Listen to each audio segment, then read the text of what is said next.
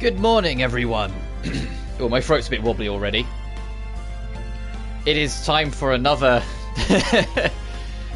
Phoenix Wright stream. I know I said I wasn't gonna because I've got work this evening, so we're going to do the whole trial in one. But at the same time, it crossed my mind. Let me put my face cam on. I'll put me... Sure, I'll stick me here. I'll stick me in this corner. Yeah, I've swapped the setup again already. I was in that corner, but I decided to put myself in this corner just to try out a little bit more. I know you've got the blinds right there, which won't help with lighting and whatnot, but it's also a HD camera, so hopefully it can mitigate some of it. And I've got my blinds too. If it gets too problematic, I can close them. It's just I wanted a bit of light in the room to not have the artificial light all the time. And when I was experimenting with it, it wasn't doing that weird flickering thing when it was from this position. So I'm hoping it'll work better here. But anyway, we're on case 5. We're on Rise from the Ashes, as you can see. This case, what makes it so stupendously long is that every single trial, as in like trial day, has a former half and a latter half. As in, it will do like the entirety of a trial, and then they will take a recess, and it will come up saying intermission, saving game, and then you go back and it will say trial latter. And then you do the whole thing again. It's literally like the intermission in Danganronpa 2 onwards. And you know how long those trials started getting because of that intermission? Yeah, it's the same deal. So I had an itch on my foot. Also, yes, it's a PJ kind of stream today. It's going to be a bit more relaxed because I've got work this evening. So I didn't want to get changed, just have to get changed again. So I went, yeah, screw it. So tomorrow will probably be a PJ stream too. But as per usual, I do have a guide on standby, and it is in the description. Let's jump straight in. This case wasn't in the original release of the game on the Game Boy Advance. It was added in the DS version. As I cross my legs, sit up a bit more. Because you see, I don't have any real back support, so I always just kind of sit up a little bit. And you can tell that this was added later, because there's a little bit more production value in this one. Everything was a bit cleaner. And it's animated!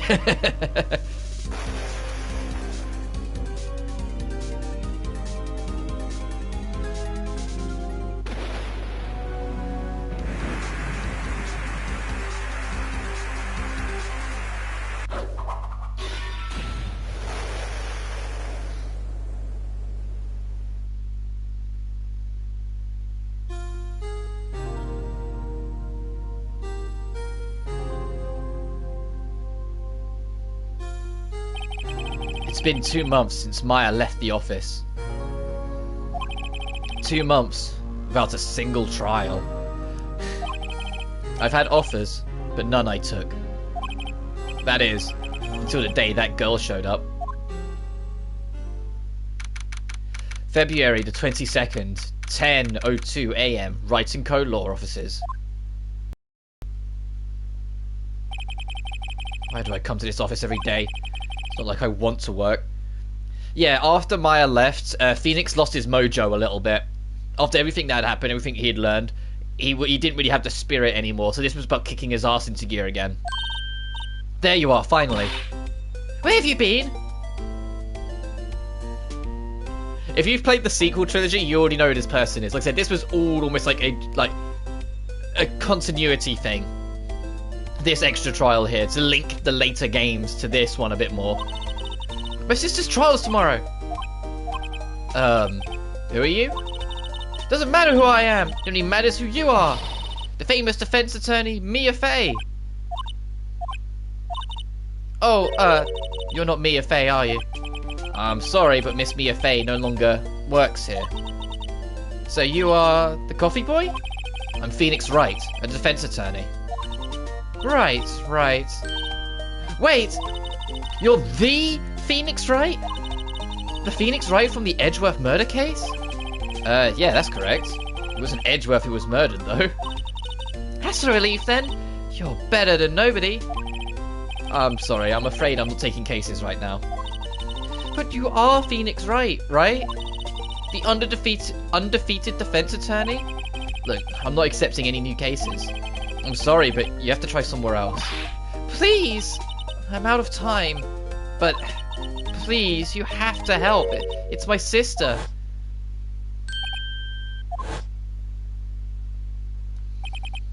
Maya, could it be?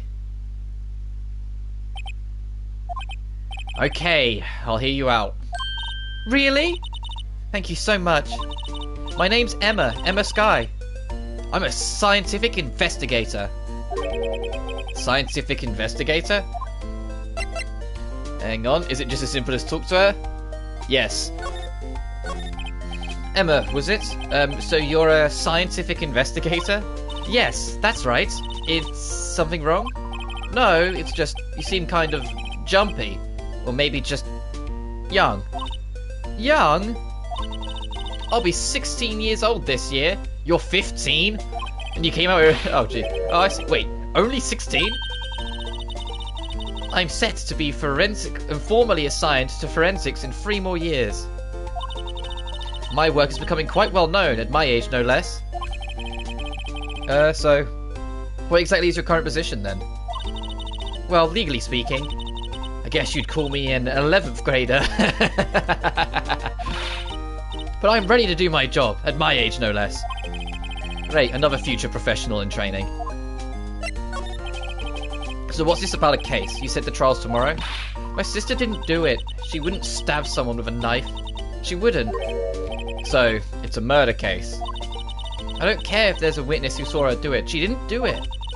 I know she didn't do it. It's a scientific fact. And there's a witness. Just talk to her. You have to talk to her. Right. I suppose I will. I promised her I'd bring Mia Fey, but... That's interesting. How would she know Mia? So you want to be a scientific investigator when you grow up, then? Excuse me? I'm not a child, I'll have you know. Still, it's good to have a goal, albeit a very unusual one. I believe investigation should be done scientifically. Don't you? Yeah, sure can't fault her lack of enthusiasm. If this case is handled scientifically, I'm sure my sister's name will be cleared. Your sister? I've been doing research, you know. I'm developing a new scientific method of case investigation. I'll show you when I'm done. I'm looking forward to it. Guess I should get down to the detention center and talk to her sister. My sister asked for Mia specifically. This Mia Fey person was a few years below her in school. So they went to the same school, huh? She always told me to go to Mia if I ever needed a defense attorney. And, well, I need one. Incidentally, Mia's a woman.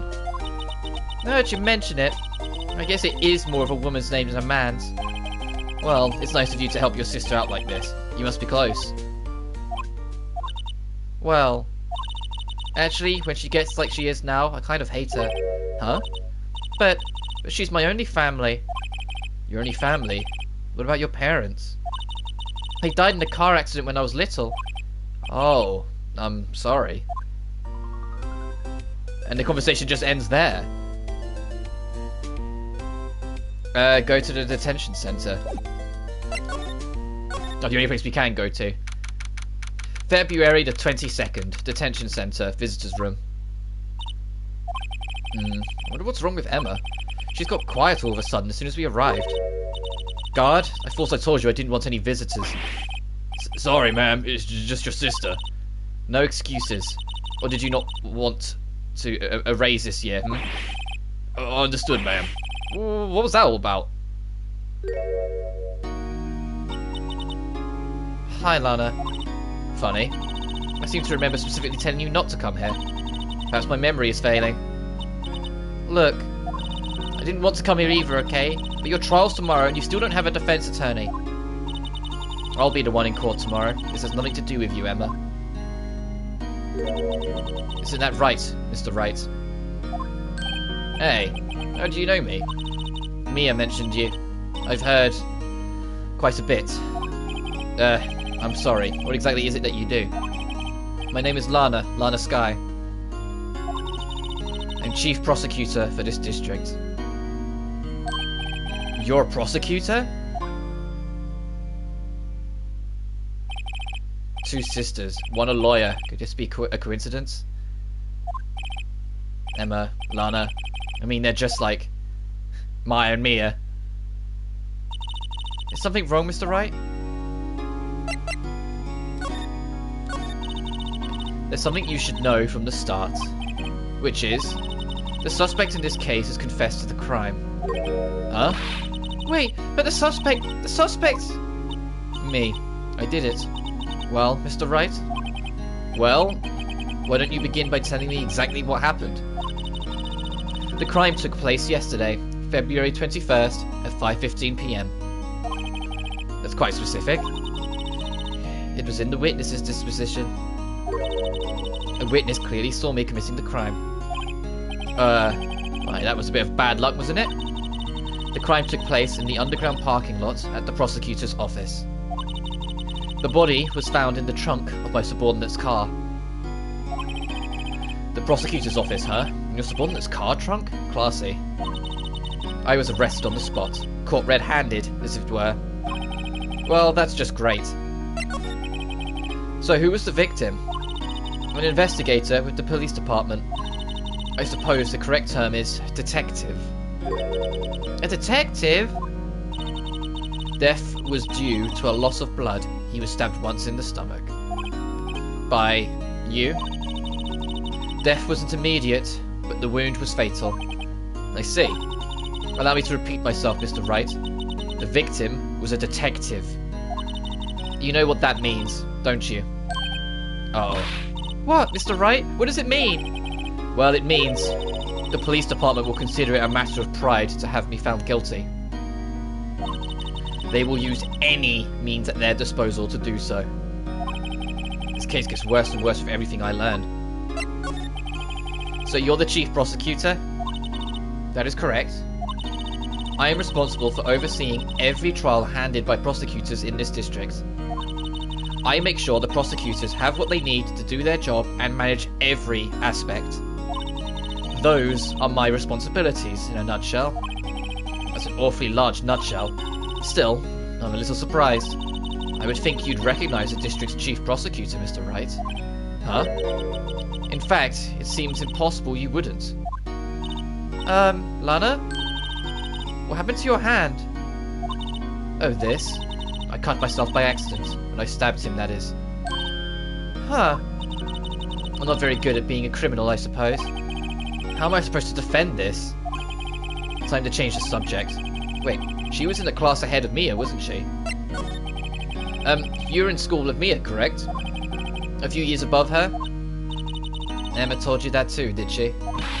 Well, why not? I did drag him all the way here from the office. Although it seems he has very little in common with Mia. Hey, it was a law school. I was in my 3rd year, and she was auditioning the class. Or auditing. She was different than the other students. Different? She was strong. She'd do anything to become a defense attorney. Anything. That was probably why she was attracted to me. Excuse me? Intellectually attracted. Lana was top of her class in school. I was the best there was. Oh. Yeah, Phoenix was like, attracted? You're like, what do you mean attracted? You're pretty good in school too, by the way. Sounds a bit different when Emma says it. Well, Mr. Wright, excuse me. As you can plainly see, I am admitting my guilt. I think it's safe to say there's no way you could take this case. None. But Lana! Why? Why are you doing this to me? You never think of anyone but yourself. I know you didn't do it, Lana. I know. So how can you say that you did? If I lose you, I'll be all alone. I hate you, Lana.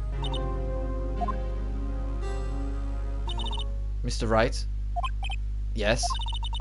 I believe our discussion here is ended. The rest, I leave to you. You mean you're requesting my services as your defense? Don't lose any sleep over it. Your client has confessed, after all. The case is over. Right. I'll do what I can to get to the bottom of this. Lana has confessed to the crime, yeah? But something doesn't fit. It's that look in Emma's eyes. There's something else going on here, and I'm going to find out what. I'm sorry, Mr. Wright. Huh? About what? My sister, she's not always like that, you know. I just never expected to be defending another prosecutor again. Yeah, it's like after that shit with Miles Edgeworth, I didn't think I'd be here so soon. She's changed a lot. She used to be so gentle, always smiling. Everyone liked her. I see. Sorry, but I'm having trouble imagining that. What happened to her? I don't know for certain myself. I think maybe she... well, maybe not. Sounds like there's something there that defies a simple scientific explanation. Let's go check out this underground parking at the prosecution's office, shall we? Okay. Since even with Maya gone, they still find a way to make sure you have a buddy. They give you a character that joins later on. I think it's in the 4th game, because the 4th game's based, like, you know, like a good couple years later after the original trilogy. Like, they do time skip a little throughout this franchise, and their way of doing it is that she becomes like the new like buddy character, not replacing Maya. Maya's still a significant character, but in the 4th game they changed protagonists. You don't play as Phoenix Wright anymore, you play as Apollo Justice, and he has his own like motley crew, essentially. Like, it isn't just like him and a partner, he has like a whole squad with him. And it's what makes the 4th, 5th and 5th game charming in their own ways. Like, as much as I love the original trilogy, I won't lie, the 4th, 5th and 5th game can be extremely charming in places, even if they're not as well connected as the original trilogy. You'll see what I mean more as we go through it, but things in the 2nd and 3rd game will link back to this one, and things that they set up in this one will come into fruition in the later games. Like, it's all connected in the original trilogy, whilst in the 4th, 5th and 6th game, they're a lot more standalone. They don't really link to one another. They're still really enjoyable, and I really hope 4, 5 and 6 get ported to PS4 at some point. I'm actually kind of surprised they haven't yet. I know the 5th and 6th game are 3D, but they've already done The Great Ace Attorney, and they're both duology, and they're both 3D. So, and it's the same engine. So, like, what's stopping them now from doing 4, 5, and 6? Anyway, let's go to the parking lot. February 22nd, the prosecutor's office underground parking lot. So this is the lot where it all happened. Looks like they're still investigating. Funny that my first visit to the prosecutor's office should be like this. Hey everyone, keep up the good work! Hey, what are you thinking?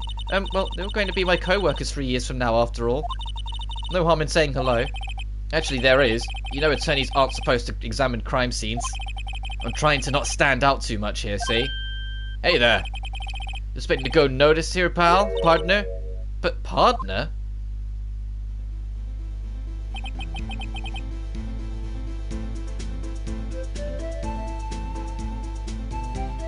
What do we have here? Looks like a bambina got loose from the ranch and is up to no good. Folks gotta learn to keep them doggies tied down, partner. Mr. Marshall? Marshall? Looks more like a sheriff to me. Looky here, Bambina. I know how you feel. But this is my gang's gold strike, see? Strike? This is our claim, our territory, with a motherload of evidence. If you're fixing to mess with what's ours, you'll regret it, partner. You know what dreams the cacti out in the desert dream? Piwano. What's this guy talking about? You head along home now. Happy trails, Bambina. Was that a hombre, a friend of yours? Kinda, sorta. Yeah, he's a detective. He thinks he's a sheriff from the Wild West, it seems. Alright, first things first. Examine that ladder. Aha, ladder! That's a step ladder. If it clicks out, then yeah, it's a step ladder. What's the difference? In scientific terms, please. Scientific, huh? Look at the basic nature of things, Mr. Wright. This all seems so horribly familiar somehow. And he just gives up. Alright, let me scroll down. You've got the car on the right side, the wallet on the left, the wallet button, and we'll then get start working towards a trophy. Because there's a trophy to there's a character in here that always has different lunchboxes. There's a trophy for witnessing every single lunchbox they have. And I didn't get that on my first playthrough because you have to actually like burn out certain dialogues and engage with them in specific ways to get them to show off different lunchboxes. It's actually, I think it's a gold trophy in this game, for goodness sake. Anyway, let me make sure my stream's reloaded. We are starting with the car. Oh damn, yeah, that's kind of incriminating. Well, no time to waste. Let's go hunting for clues. I wonder what this is. Well, partner, looks like you got no intention of going home quietly. The sheriff. Like I said before, this here's our claim. You'd best be moseying along, unless you're fixing to bite the bullet. Could you just tell us one thing? Who owns that car? Well, well, the little filly's got a good nose on her. You want to know who rides that rest Mustang in the body in her saddle, eh? Please? No problem, partner. About time for victuals anyway. Get yourself to the saloon up on the 12th floor of the prospector's office. Might just find you a servicer that you like. Prospector's office? Where does this guy think he is? And when, for that matter? Note to self, look up Victuals, Saloon, and Cerveza. Maybe we should check out the room 1202, the High Prosecutor's office. In any case, stay away from the car. You can look around here all you like, just keep your paws off our claim. Right, great. But he did tell us there's a body in there. There was a body in there. Great, maybe there's some clues around here, Mr. Wright. Let's check it out. The wallet on the left side. What's this, a wallet? Excuse me, officer. Wait, what are you doing, Mr. Wright? What am I doing? I just found this wallet, so I'm handing it over to the police. I don't believe it. This is real basic. Anything at a crime scene is evidence. Let's be scientific about this, please. Just put it in your pocket. How is that scientific? Sounds like theft to me. A foldable wallet found at the crime scene. There seems to be something inside. I'm called to duty already at my tender age. Here, I'll teach you the trick to examining evidence in detail, okay? Hint, hint. Here's a feature that was in the sequels that we've retroactively added to this one. By the way, her eyes are sparkling. I can tell she's been waiting for this. Okay, now. Look at the court record. Yeah? If you click on it, you've been sure to examine evidence carefully on all sides. Now let's start examining from every angle. Oh, look. I think there might be a clue here. You should check it out with a press of the X button. Which means that you can spin objects around, and if you spot something of interest, you can click it. This is an ID card. Sergeant Bruce Goodman, ID number 5842189. See? Well, isn't scientific investigation useful? Look how like optimistic and like, yeah, she looks on the side. She's like, isn't it useful to examine evidence? It's like, all I did was open up and check what the card in the wallet is. I guess, though I don't see what science has to do with it. Yeah, thanks, Phoenix. Goodman's ID added to the court record. Let's be sure to examine every piece of evidence we find. I guess I gotta be on my toes from now on. Excuse me. Were you two all set? Us? What's this? She couldn't be. You're selling lunches? Here? This is a crime scene. Yep. Hello. Half and half, was it? These boxes here that she just went with, every time she pulls it out, it's a different meal in the box. You need to see every single meal to get the trophy, and it involves very specific talks. So now we have the half and half, and we need crunchy goodness. Oh, thanks. And you, sir? Yeah? Some crunchy goodness coming at you. Thanks. Interesting way of doing business. This area is off limits to anyone without clearance, especially passers-by. Or are you officers? No, but you don't exactly look like the type to have clearance. Well, that's hardly a way to greet someone. Even in my days as the cough-up queen are over, Cough up? You know, I'm feeling kind of full. Maybe I'll pass on the lunch. I'm quite connected to this case, you see. The images are burned into my eyes, you might say. Yes, all the sordid secrets. Secrets? Dear me, you are a slow one, aren't you? She's the witness. I am referring to the murder, the stabbing of that detective. What? A witness clearly saw me committing the crime. You mean you're the witness my sister was talking about? Please, cough up, Queen, tell us what happened. The name is Angel Star. Don't you go forgetting it. Or before you know it, I'll have you whimpering at my heels. Yes, ma'am. Yipes, she means it. Yeah, she's a little bit of a more dominant lady, shall we say. She sounds all soft and sweet, but she knows how to make sure people listen when she needs to be listened to. But let's talk to this angel. Somehow, I knew. Yesterday was a day of destiny. I knew something was going to happen.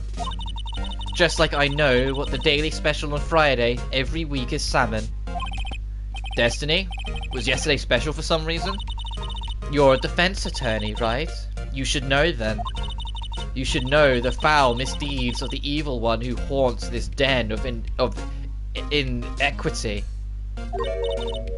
Evil ones?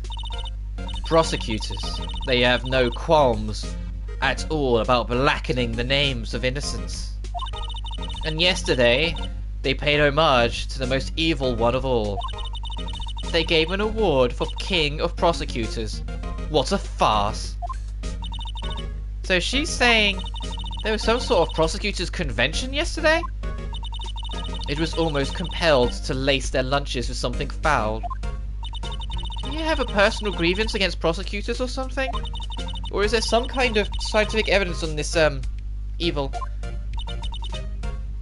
Young miss. Mock me at your own risk. You'll soon find out why they call me the cough-up queen. Ew. The most heinous of all the evil ones, the one they awarded yesterday, it was in his car that they found the body. Proof that he devours the evilest lunches of all. Really? Really what? I'm totally confused. One thing's clear, this lunch lady is a thing against prosecutors. So what exactly is it that you witnessed, Miss Starr? It was a fascinating spectacle, to be sure. I now feel I know what they say when they talk about a woman's wrath. To see Lana Skye wield that knife so. Her knife flashed in anger, bringing him to a sad end. It was truly a sight to see. You mean you saw the very moment of the crime?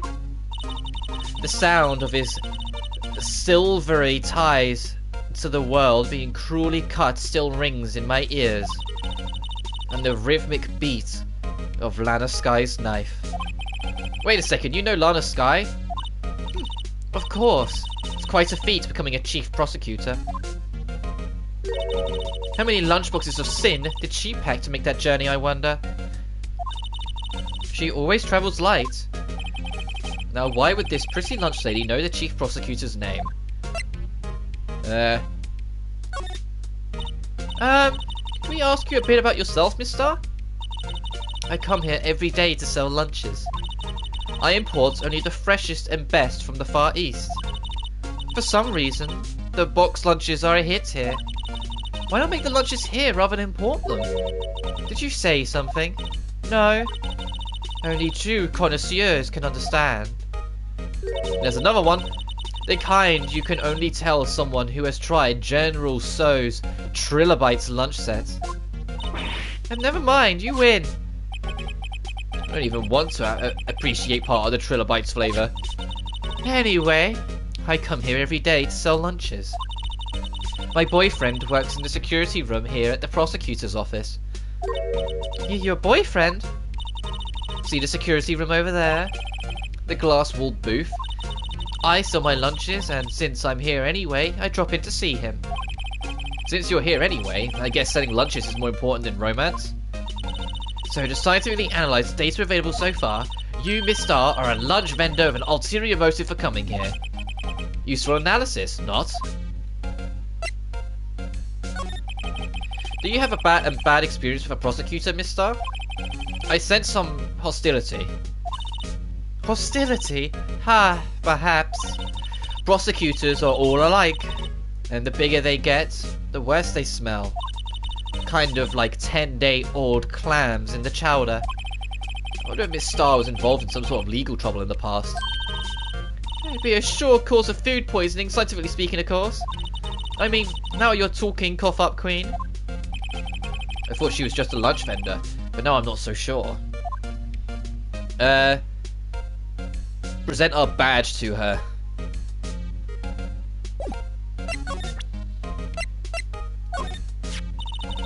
A defense attorney must be able to fight. How about you? Do you think you can win? How about tackling Land's Pickle Supreme lunchbox? Oh right, is this just so we can get the lunchbox? Wow, it's really crunchy! A box of pickles? Bit of a sad lunch if you ask me. Yeah, yes, it's entirely just for that lunch to work towards the trophy. Do you have to present anything else, or can we move on to the hike? Okay, we're just moving on. Oh, jeez. Oh, God. Can you look at the background? There's a steel samurai figure. There's Edgeworth's coat by the looks of it. There's the trophy he probably got. There's a chess set left near finished. This is Edgeworth's office. February 22nd. The High Prosecutor's Office, room 1202. This kind of room that just screams, I can do the job. Quite a change from your office, really. Thanks. Look, there's a trophy or something here. Trophy? What, that shield? It's a real nerd to display stuff like this. Whoever's office it is, they must be a real stuck-up jerk. Phoenix Wright? You never tire of prying into other people's business, do you? That voice! Long time no see, Edgeworth. Huh? Mr. Edgeworth? You know him from somewhere? Of course! I'm his biggest fan! My sister introduced us once and... Right. Her sister is the chief prosecutor after all. Well, what brings you here? I'll warn you, I've been known to be a real stuck-up jerk. No, did I? No. It was just Mr. Wright here. Hey, don't blame me. We're here to investigate a murder case. Murder? A body was found in this nasty, bright red sports car in the parking lot. That would be my car. What of it? Look, he's grinning because he's like, he knows. It's like, this girl's a fan, but he always done is accidentally insult him a bunch. He's like, he knows. What? Your car? I'll say one thing, she certainly can scream. Let's talk to Edgy Boy. The case. So the body was found in your car? Go ahead, say it right. You think I did it, don't you? After you went through all the trouble to help me last year, no less. No, we don't think you did it. I mean, it was my sister who stabbed him. Oh, wait, no, she didn't do that. I mean... Wait. So you're the chief prosecutor's little sister, then? Yes, sir. Emma Skye. It's nice to meet you again. No, that didn't sound forced at all. Ah, now I remember. You've really grown. I'll admit, it was a surprise for me too. To think that my own car would become the scene of a murder. More surprisingly still, I'm being forced to prove my superior's guilt. I can understand. Wait, what did you say? Lana Skye is the chief prosecutor, the top prosecutor in the district. She can't prosecute herself, so I'll be the prosecutor at the trial tomorrow. You, Mr. Edgeworth. To be honest, it's a bit of a miracle I'm still here at all. What do you mean? Rumours. You've heard the rumours about me, haven't you? Miles Edgeworth. It's hard to remember a time when they weren't rumours about this guy. forging evidence, arranging false testimonies, illegal searches, you name it. Thanks to you, my innocence was established in the trial at the end of last year. However, there are some who say I am responsible for the current incident. What? That's crazy. That's crazy! Some people need very little excuse to think ill of others. It's a fact of life, impossible to stop. But some of them even go as far to present me with toys like this. They think it's funny. Toys? That bronze shield? There's got to be a story behind that one.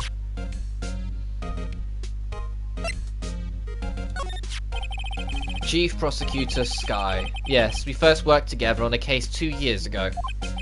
It was my first big case. That's right, I remember.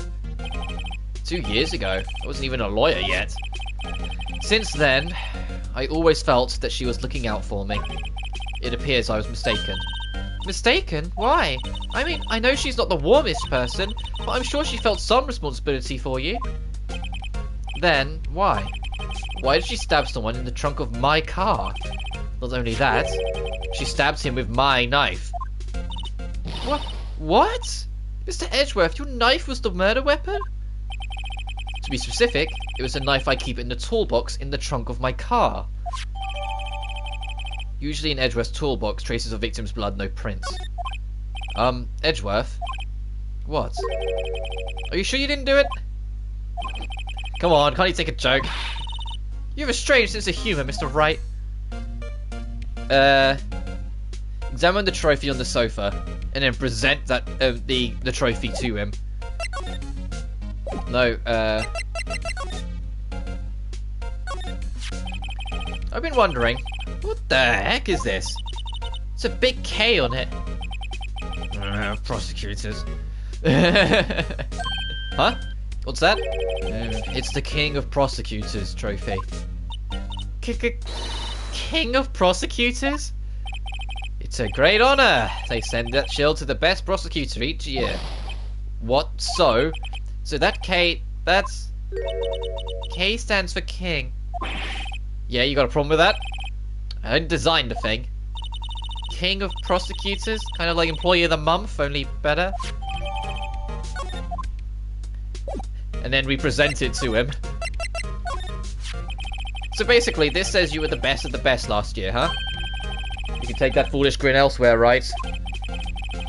I lost a day of work to receive that travesty. Huh? Why is that?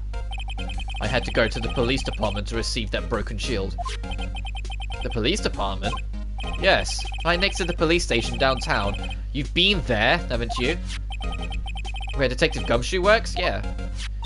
I was wondering something about your shield. Why is it broken? What does it matter? I've got more important things to worry about. Oh, right. He doesn't seem too concerned about his reward, for better or for worse. Yesterday was a very busy day for the prosecutor's office. Maybe we should ask him more about yesterday?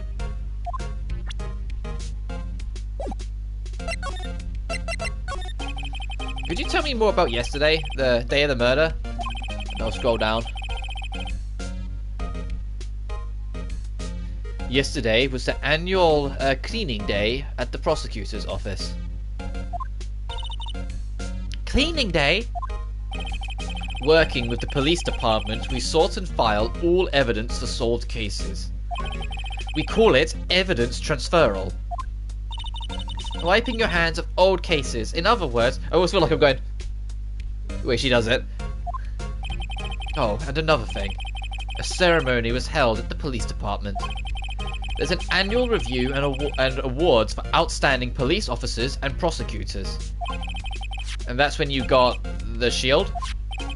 I was at the police department yesterday afternoon. I got back here at 5:12. That's very precise. People like myself and Mr. Edgeworth pride ourselves on our precision, Mr. Wright. No, I place little faith in my memory. The only thing I trust is solid evidence. Because of the parking in the prosecutor's office lot entered lots at 5:12 PM. This is the parking stub from the underground lot. Murder took place around 5:15. So the murder happened right after you got back? What's right? I appreciate it if you direct that suspicious glare somewhere else.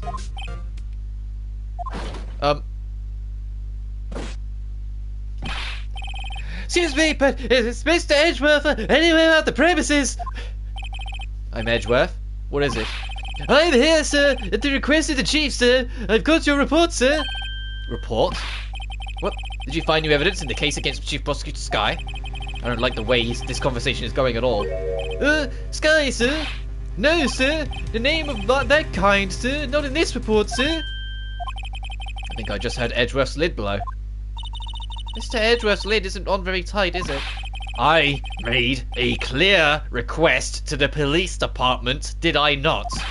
I need to focus on the trial tomorrow, so don't bring me anything unrelated. Sir, but sir, I'm just following orders, sir. They told me to bring this to you. I wasn't aware of the particulars of your arrest. Give me your name. Yes, sir. Meekins, sir. Officer Meekins. Right, Officer Meekins. Take your report and leave. And good luck with that raise next month. But sir, I didn't know. Poor guy. Looks like he was absent the day they gave out brains and good luck. Oh. Right. Yes, sir. You caught me off guard. As you can see, I'm busy. You may leave now. Let's go. Let's do what he says, Mr. Wright. The victim was a detective from the same department as that patrolman just now. Go down to the police department. You can ask him all there. Thanks. He seems to have finally calmed down at least. Yes, and with nothing else to do, we go back to the underground parking lot. No, we go to the police department, then we'll be going back to the parking lot.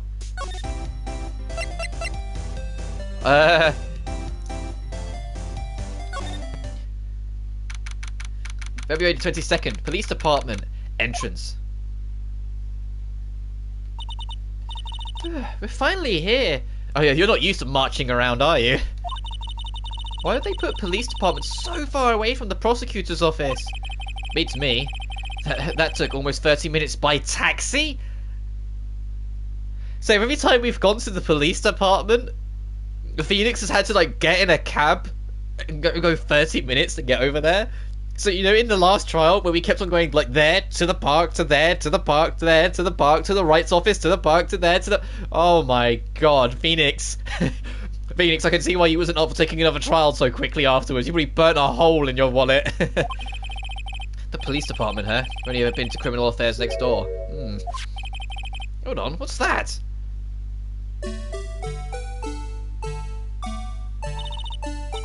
Disturbing. Why does it...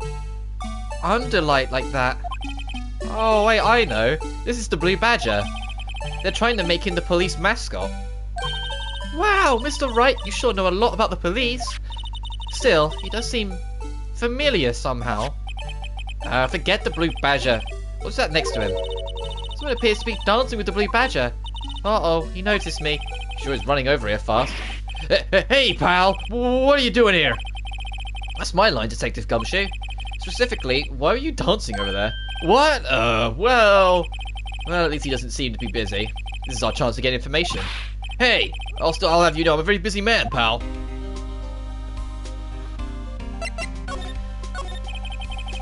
Give you one word of advice, pal. You better not agree to defend the suspect in this case. Why not? Huh? Well, it's just that the chief prosecutor has confessed to the crime. She says she summoned the detective to the prosecutor's office and she killed him. But what if she's not telling the truth?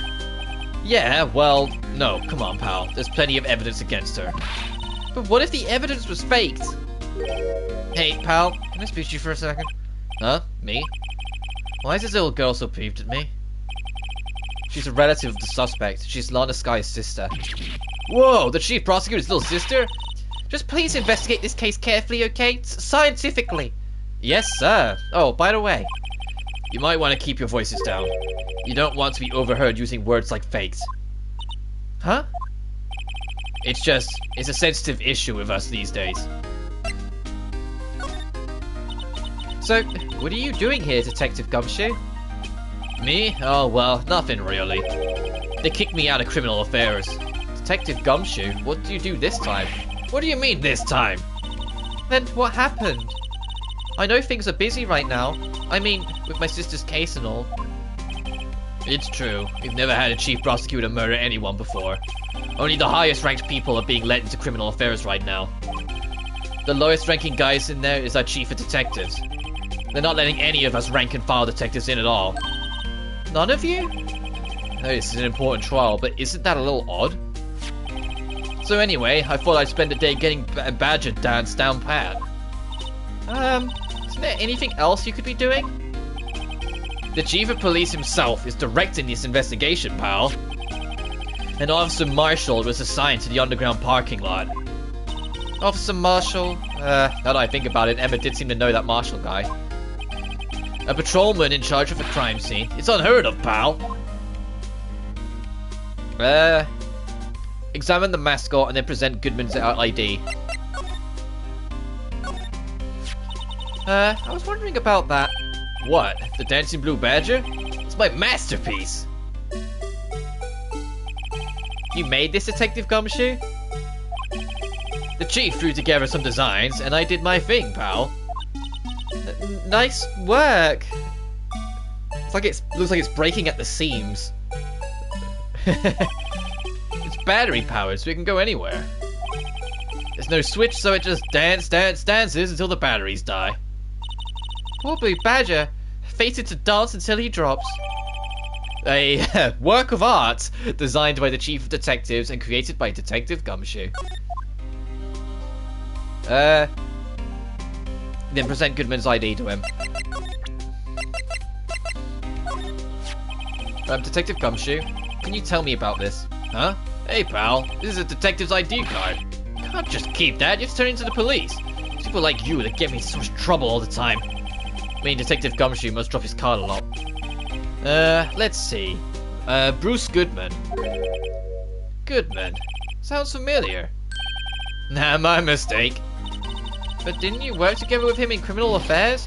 Whoa, now I remember! Bruce Goodman? He's the victim. That's what I thought. Can you tell us more, Detective Gumshoe? I presume it's just talk, right? Yeah. So this ID card belonged to the victim? He was a detective, like myself. Detective Bruce Goodman.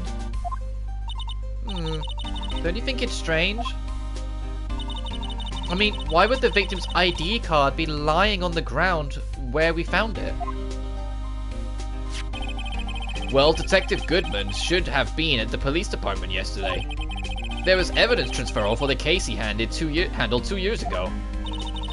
Evidence transferal? Mr. Edgeworth mentioned that too. But Detective Goodman was killed at the prosecutor's office. Well, that's the thing. It's hard to say this, but word is Chief Prosecutor Sky called him out there to the parking lot. And Lana's confessing as much. I present the trophy to him. Hey, that's it. That's the King of Prosecutors award that Mr. Edgeworth got yesterday. Will you get the award ceremony, Detective Gumshoe? Of course, pal. I got an award for diligence myself. Congratulations. I was wondering, why is the award a shield? And why is it broken? Oh, there's a reason. I'll tell you what it is later. Apparently you've forgotten. But I was proud of Mr. Edgeworth for winning that award. Even with all the naysayers in the prosecutor's office. Naysayers? Must be because of the rumors. And then present Edgeworth's knife to him.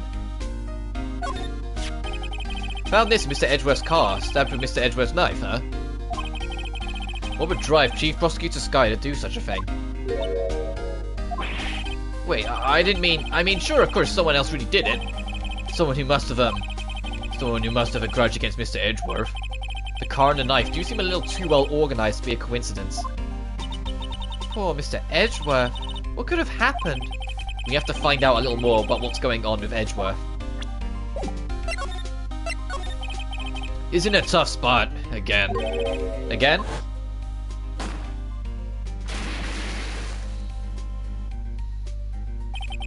Well, it all started with that murder of that defense attorney Hammond.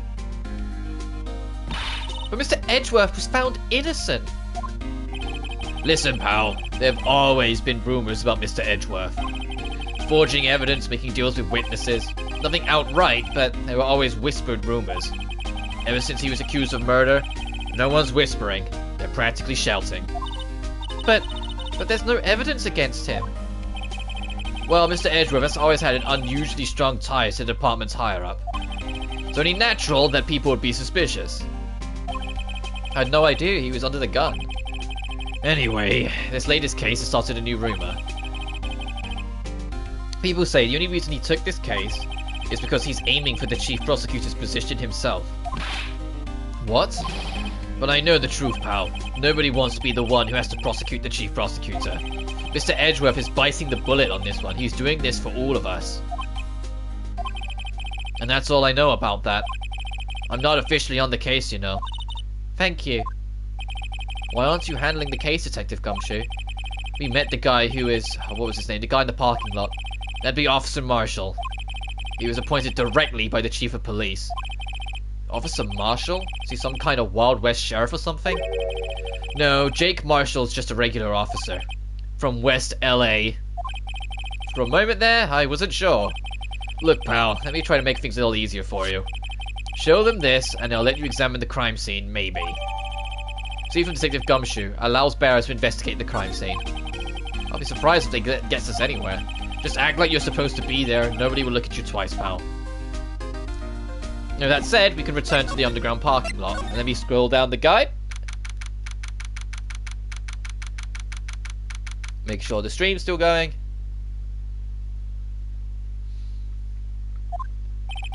Looks like the investigation is still going. I have to be getting back to the shop. Sorry, looks like I'll be stuck in this pit till the sun sleeps. See you in my dreams tonight then, baby. Oh, still here? Hello. Why the surprised looks? Didn't I mention? I've got a boyfriend in criminal affairs, too. What happened to the security guard? How many... Hey, what's wrong, Bambina? You're looking like a doggy that's lost its herd. Jake Marshall. Strange guy to put in charge of a crime scene. There's something I wanted to ask you. The scene of the crime, a cold grave for men who've lost their dreams. And me, I watch over them as they sleep, dreaming of a desert's harsh judgment. He's asleep? Well, should we show this hopeless case something to catch his interest? There's something I wanted to ask you. The scene of the crime, a cold... For me, I watch over them as they sleep, dreaming of the desert's harsh judgment.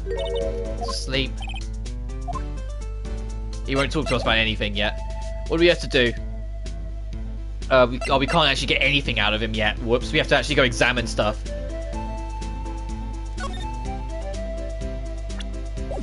Examine the door. If you want to take a closer look, you'll have to deal with me first, partner. Huh? A duel at sunset. The winner leaves, the loser in the dust and takes all. The blood law of the gunman. Note to self, jurisdiction squabbles are settled by dueling. I think one body per murder is enough, thanks. And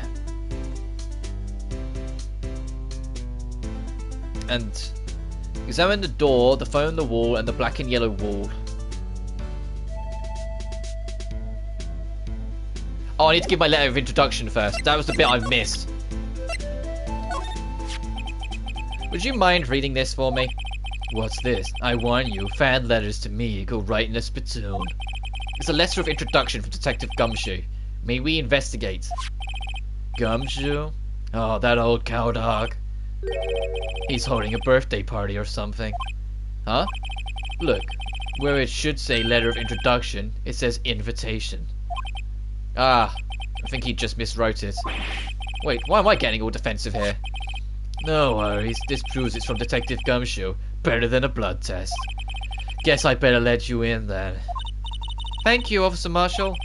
Oh, that's right, he's a patrolman, not a detective. Which reminds me, Hey, wait a sec.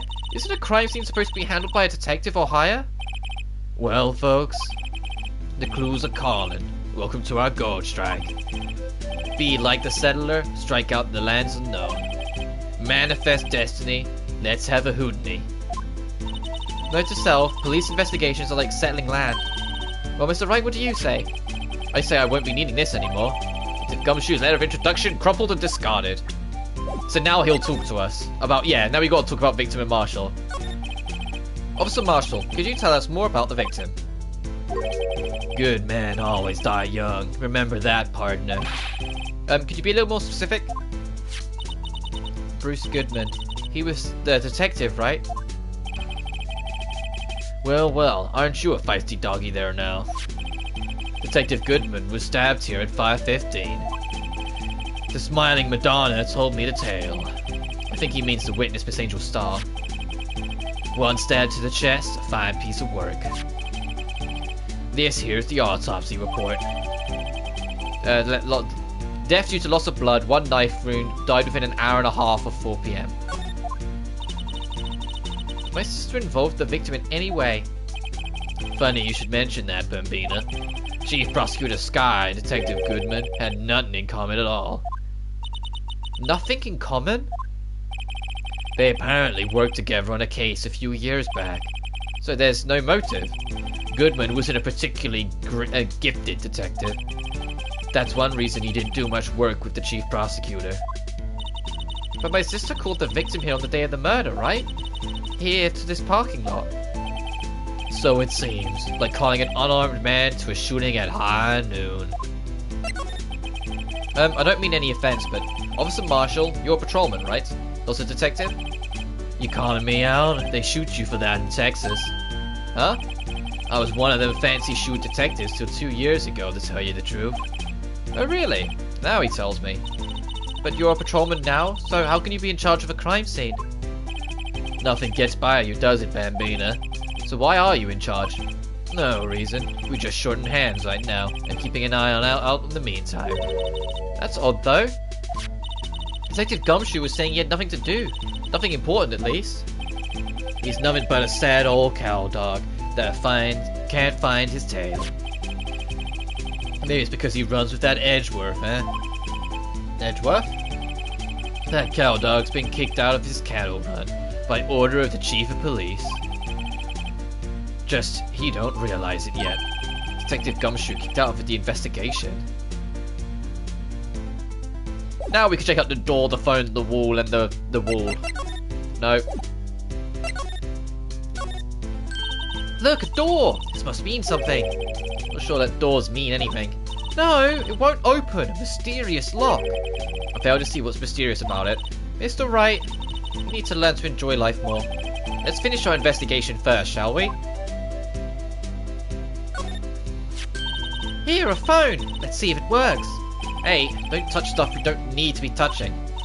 I can't hear anything. My ears! No, my ears! Maybe it's due to the barometric pressure. What is she babbling about? Hey! What did you just say? See, you can hear just fine. The phone's broken. This wall is our way. It's got a faucet for water. Wait, I know! This wall is merely a facade hiding the truth. This is no wall, but a water tank. Fail to see how that makes any difference either way. Right, so, and... Wait, what am I examining? Slide right and examine the cell phone behind the car.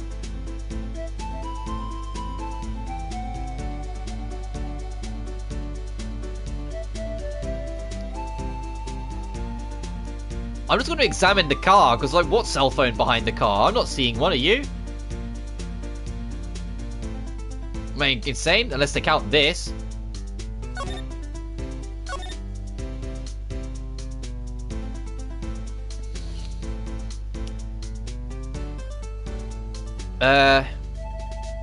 Examine the door and brick wall, slide right, and examine the cell phone behind the car.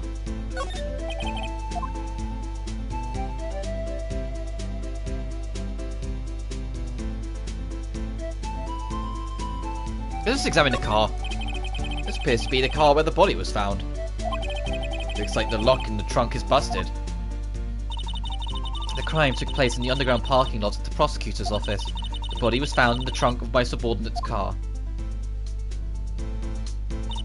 Quite a luxury car, it just screams I have money to burn. Yeah, prosecutor gets the big bucks.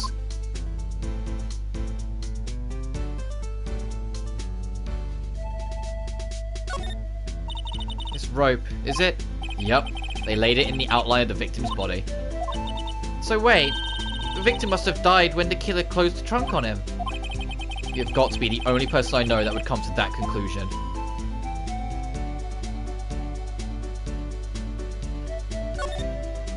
Oh, I can see it. It's behind my cam. It's like here. That's why I couldn't see it. That's why I couldn't see it. It's behind my cam. This is like a cell phone. Scientific analysis would suggest this belonged to the victim. Can't think of anyone else it would belong to. What's so scientific about that? Should we check it out? Alright, let's check it out.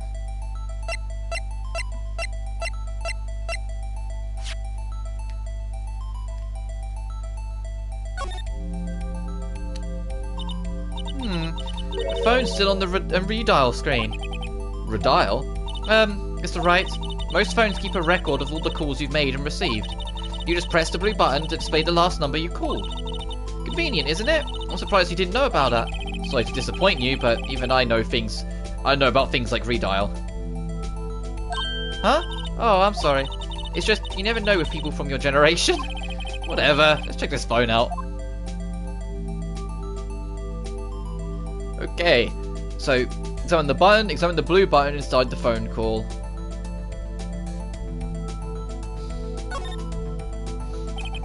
Now, let's see who the owner of this phone called last. Let's just the defense attorney doesn't think first, he just pushes the button.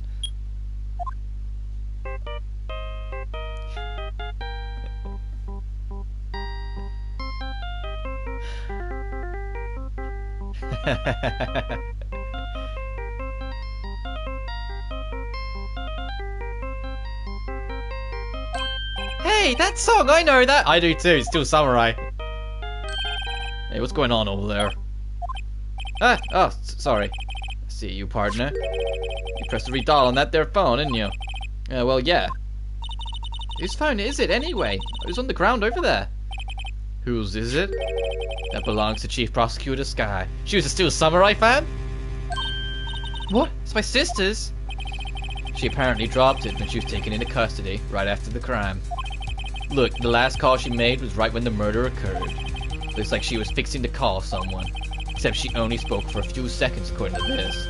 Who did she call? No idea. Sorry, partner. Now I got a question for you, partner. I heard a phone ring just right now. One of those newfangled ringtones. Oh, that? Oh. I'm sorry, that was my phone.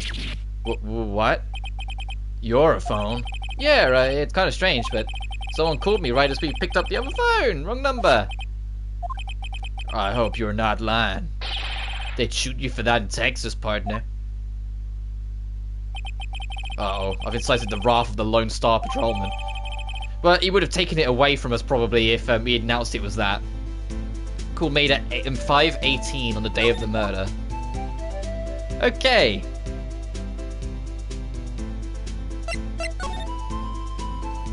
I'm in the back of the car. What's this? Looks like a note of some sort. Written on it. Oh yeah, you get a bit of knee on cam.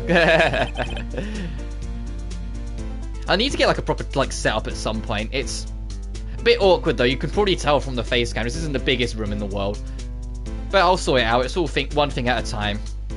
And this is still a cozy setup in its own thing. It's just every now and then, it's like there's nowhere for my legs to be, so I just move them around a whole bunch. Right, let's see. 67S12/2. It's a name printed on the paper above that. Goodman. Maybe it fell out of his pocket when he was killed. Well, so what does it mean, Mr. Wright? How am I supposed to know? Note to self: for deductive reasoning, go to Edgeworth, not Wright. I'm sure Edgeworth wouldn't know what this means either.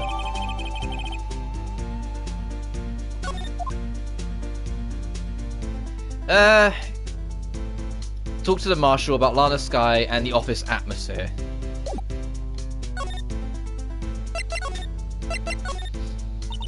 So, there's no connection between Detective Goodman and my sister? That's correct, but there's a gold mine of evidence against her. And the prospector tomorrow is none other than Edgeworth himself. I'm afraid your sister's fate is decided, Bambina. Many condolences. Officer Marshall! Yeah, Bambina? How can you say that? You and my sister, you were... Is there something between this cop and her sister that I don't know about? I apologize, Bambina. Something must have gotten to me. Maybe it's this dry wind that's a-blowing through the prospector's office. Dry wind or ill will? Something's up. To something here, but who? Suspicious about Mr. Edgeworth have been flying around for nearly 2 years now. Forged evidence and arranged testimonies, you mean? He was unbeatable because he did whatever it took to win. Unbeatable, that is, till he met you. But rumors are just rumors, aren't they? These are prosecutors we're talking about. Evidence is everything to them. If you follow the rumors about Edgeworth to their source, you find one person. But they're off limits. Untouchable, you might say. One person? Who? Hate to say this, but it's your sister, Bambina, Chief Prospector Lana Skye. What? My sister? Edgeworth couldn't rustle all those cattle by himself. Some people load their guns with bullets. Other people load them with deals. Which is... You're saying Edgeworth was making deals to win trials? Whereas when there's gunshot, there's bound to be bullets. That's what the old-timers say. There's a big old secret hidden around here somewhere. Everyone knows it. So why Detective Gumshoe was taking off the case? Did they target him because he was closest to Edgeworth? So, well, how are we doing, Mr. Wright? I guess we got some clues. We have an autopsy report, a note from the victim, and a cell phone. So, you think we'll be okay? Well, the only thing that's still bothering me is that Lana is confessing to the crime. She says she did it. No problem. I can guarantee that she's not the criminal. Oh, by the way, Emma? Yeah? I know that song your phone plays when it rings. What? It's the Steel Samurai theme song, isn't it? It's that popular TV show for kids. The phone that rang earlier wasn't mine. It was yours. The last person she tried to call was Emma. At 5:18, just after the murder took place, your sister called you, didn't she, Emma? I'm sorry. Can you tell me what you talked about? She hung up right away. I see. A detective is murdered, and the suspect is a top prosecutor in the district. I've got a bad feeling about this. Like, maybe I still don't know everything that went on here.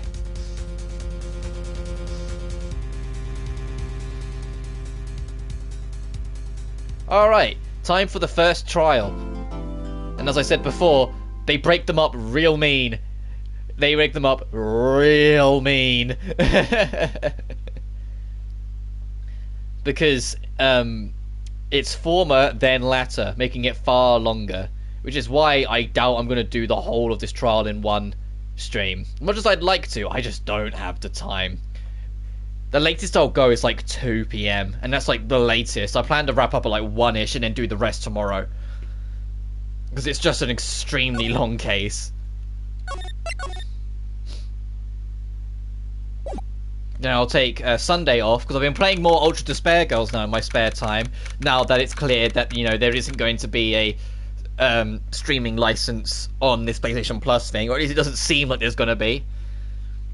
So I was like, screw it, I'll start playing it. I think I'm still toying with it, but I'm leaning more towards I will write a review for it when I finish it, because there are things I want to talk about with it. And to be fair, I am liking it. I've just finished Chapter 2, and although it was very, very dark and borderline traumatic at some parts in it, because Ultra Despair Girls is a very unsettling game at points, I like the themes, I like the dynamic, I like that they actually give Toko a character, because I really wasn't keen on her in the original.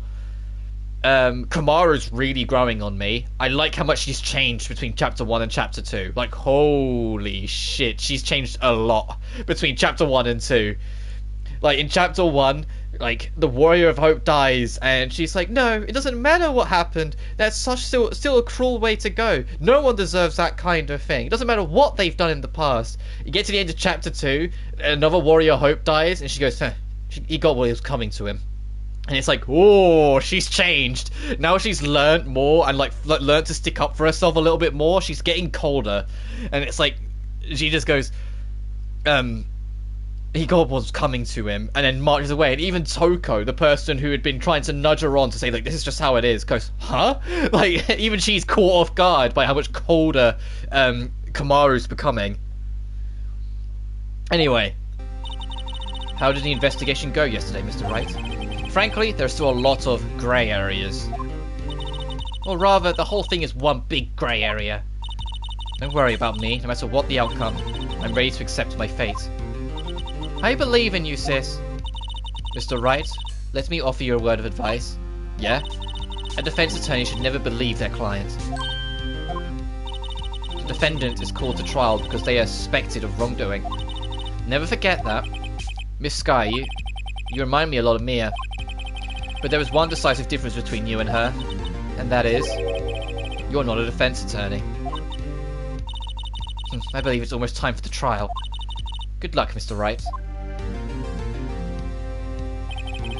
My first trial without a Fae helping me. No one's going to bail me out this time. I'll be alone in there. So I have to discover the truth all by myself. Do it, Mr. Wright. I'll be with you the whole way. February the 23rd, 10 AM. District Court, courtroom number 9. Wow, we're way out in the back. Court is now in session for the trial of Miss Lana Sky. The defense is ready, Your Honor. The prosecution has been ready for a while, Your Honor. Edgeworth.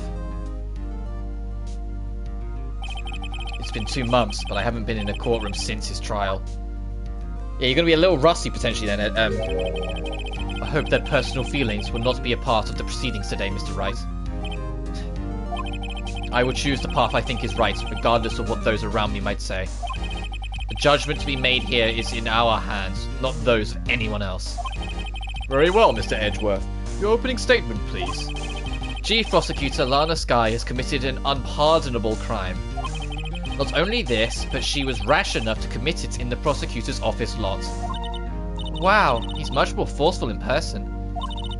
Suddenly feel like confessing to everything. However, she will now pay for her rashness with her life. There was a witness to her crime. A professional witness.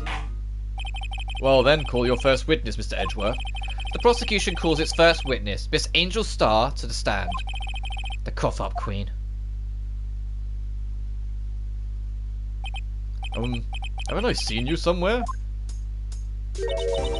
You ordered the caviar lunch, right? Oh, caviar! I've never eaten caviar before. The judge is really wolfing it down. And for you, I have a fiesta bowl. Thanks. Will the witness state her name and profession? And you, sir. Did you order the fingerprint lunchbox? It's too early for lunch. Your name and profession, please. Well, Your Honor, how does it taste? So this is why everyone raves about caviar. So tasty it hurts. I always thought caviar would taste like pickled tapioca. I don't know what that is. What the heck does pickled tapioca taste like? Name, profession, now. Me? Oh, the name is Angel Star. Don't go forgetting it. I find myself running Lunchland these days. Is that what you wanted me to say, Mr. Edgeworth? Very well, witness. Please describe the incident to us. The prosecution will wait. I'm not finished eating. Hurry it up! Very well, Mr. Edgeworth. As you know, we usually call on the police to provide a description of the crime. Your Honor, as Mr. Edgeworth has said to the court, I am a professional. What exactly does that mean? Until 2 years ago, Miss Angel Star was a special investigator with the police. She was a first-rate homicide detective. What? Miss Star was a detective? Oh, I know who you are. Cough up. Cough up, Queen Angel Star, Your Honor. Long time no see. Very well. You may continue your description, Miss Star. Just who is this lady? I might have the court's attention over here. The parking lot at the prosecutor's office is divided into 2 blocks. A block is for the prosecutor's office personnel. B block is for visitors and clients. A chain divider separates the 2 blocks. I suppose that's to keep visitors from taking up prosecutor's spaces, yes? The crime took place by a car in the back of the A block in the car's trunk. The killer stabbed the victim with this knife and went to drive the body out. Unfortunately for her, there was a witness, and an arrest was made on the spot. And who was the valiant witness? Why, it was me, Your Honor. I cannot add to the court record. Witness, did you see the very moment of the crime? Of course, Your Honor. Immediately after that, I apprehended the chief prosecutor. Seems rather cut and dry, doesn't it? Well, Mr. Wright, can't agree on that principle, Your Honor. It seems that some poor losers are unwilling to accept the truth, Your Honor. Shall I proceed to crush what little hope they have remaining? If you can, then give them your worst, Mr. Starr. Wait, are they talking about me?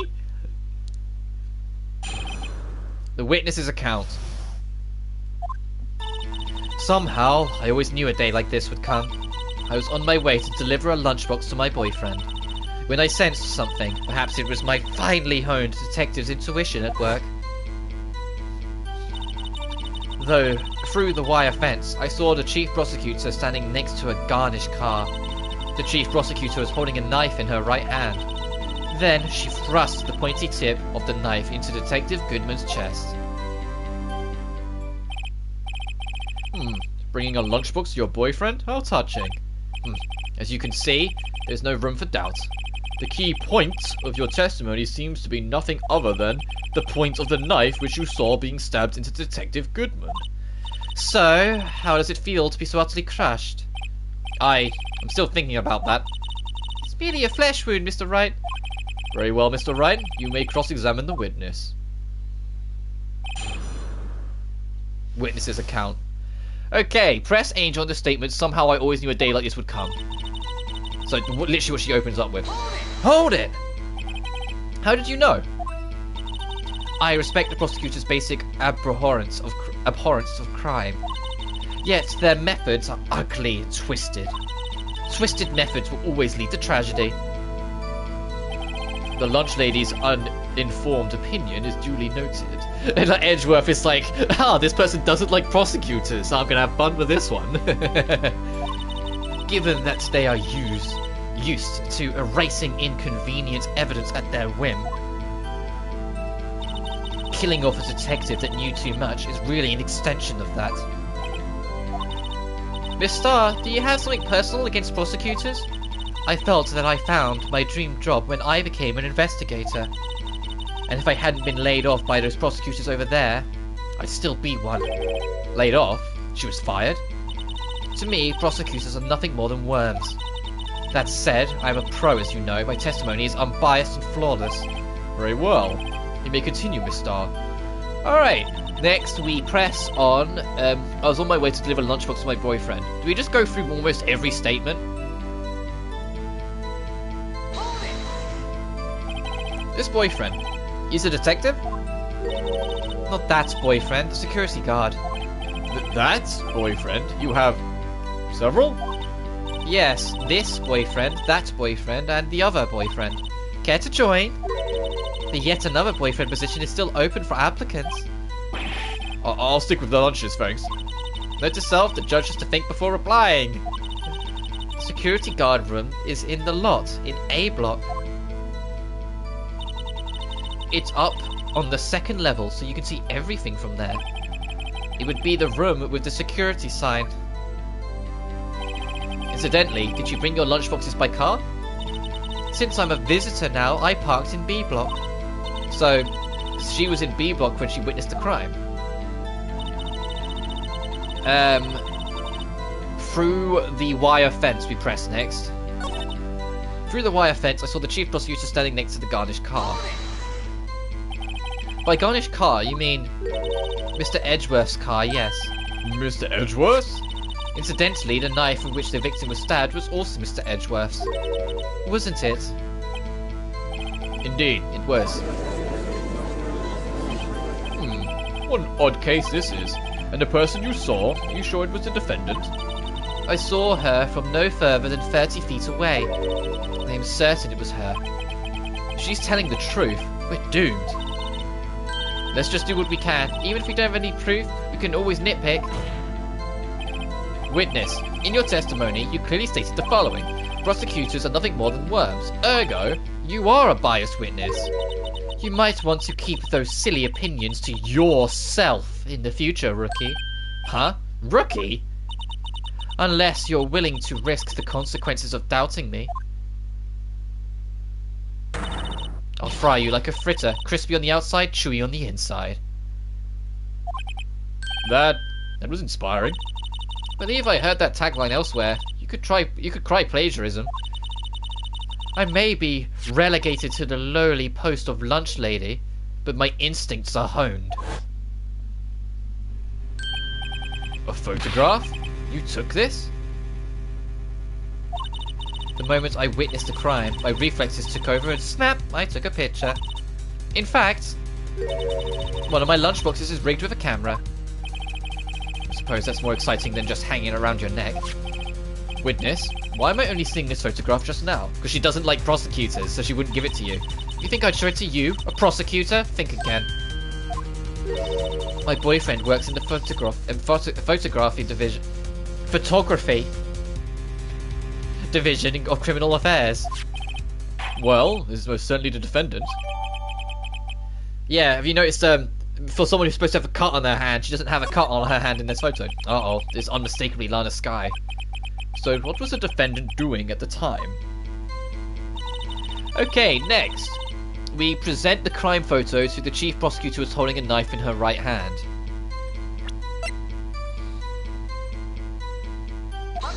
Objection! No, he's more this side. No, it is more this side. His body angle's weird. He does it like from this. Like he twists his head over, he's like that. And you witnessed this? You saw Miss Skye stab the victim with a knife? As I already said, yes. I swear, it's my finest salmon swell lunch. Is that going to add salmon? Yeah, that's added to the list of seeing all lunch boxes. I'm sure that is a fine lunch. But isn't that odd? Look at this photograph. This is the photograph you took of the very moment of the crime, is it not? Then why is Miss Skye not holding a knife? Oh, Mr. Edgeworth, your thoughts? Objection. That had to be the weakest objection ever, Edgeworth.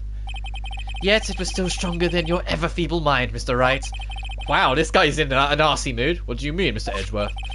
This photograph was not taken the moment before the stabbing. It was taken the moment after the stabbing. And how can you tell that? Blood splatter. Huh? See the dark crimson stains on the chief prosecutor's coat. But it's a black and white photograph. Ah, yes, it's hard to tell, but this could be blood. Well, Mr. Wright, I see no problem here. No problem, except you. Mr. Wright, are you going to just sit there and take that kind of abuse? Ah, you got a better idea? Choose no problem.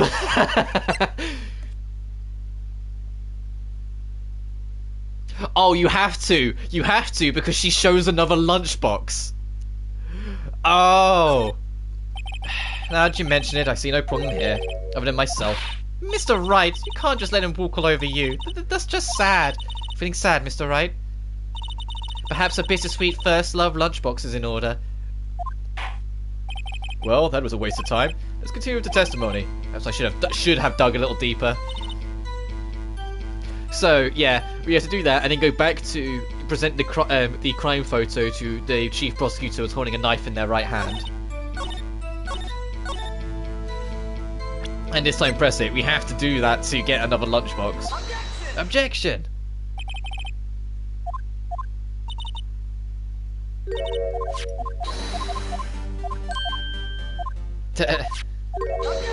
Objection!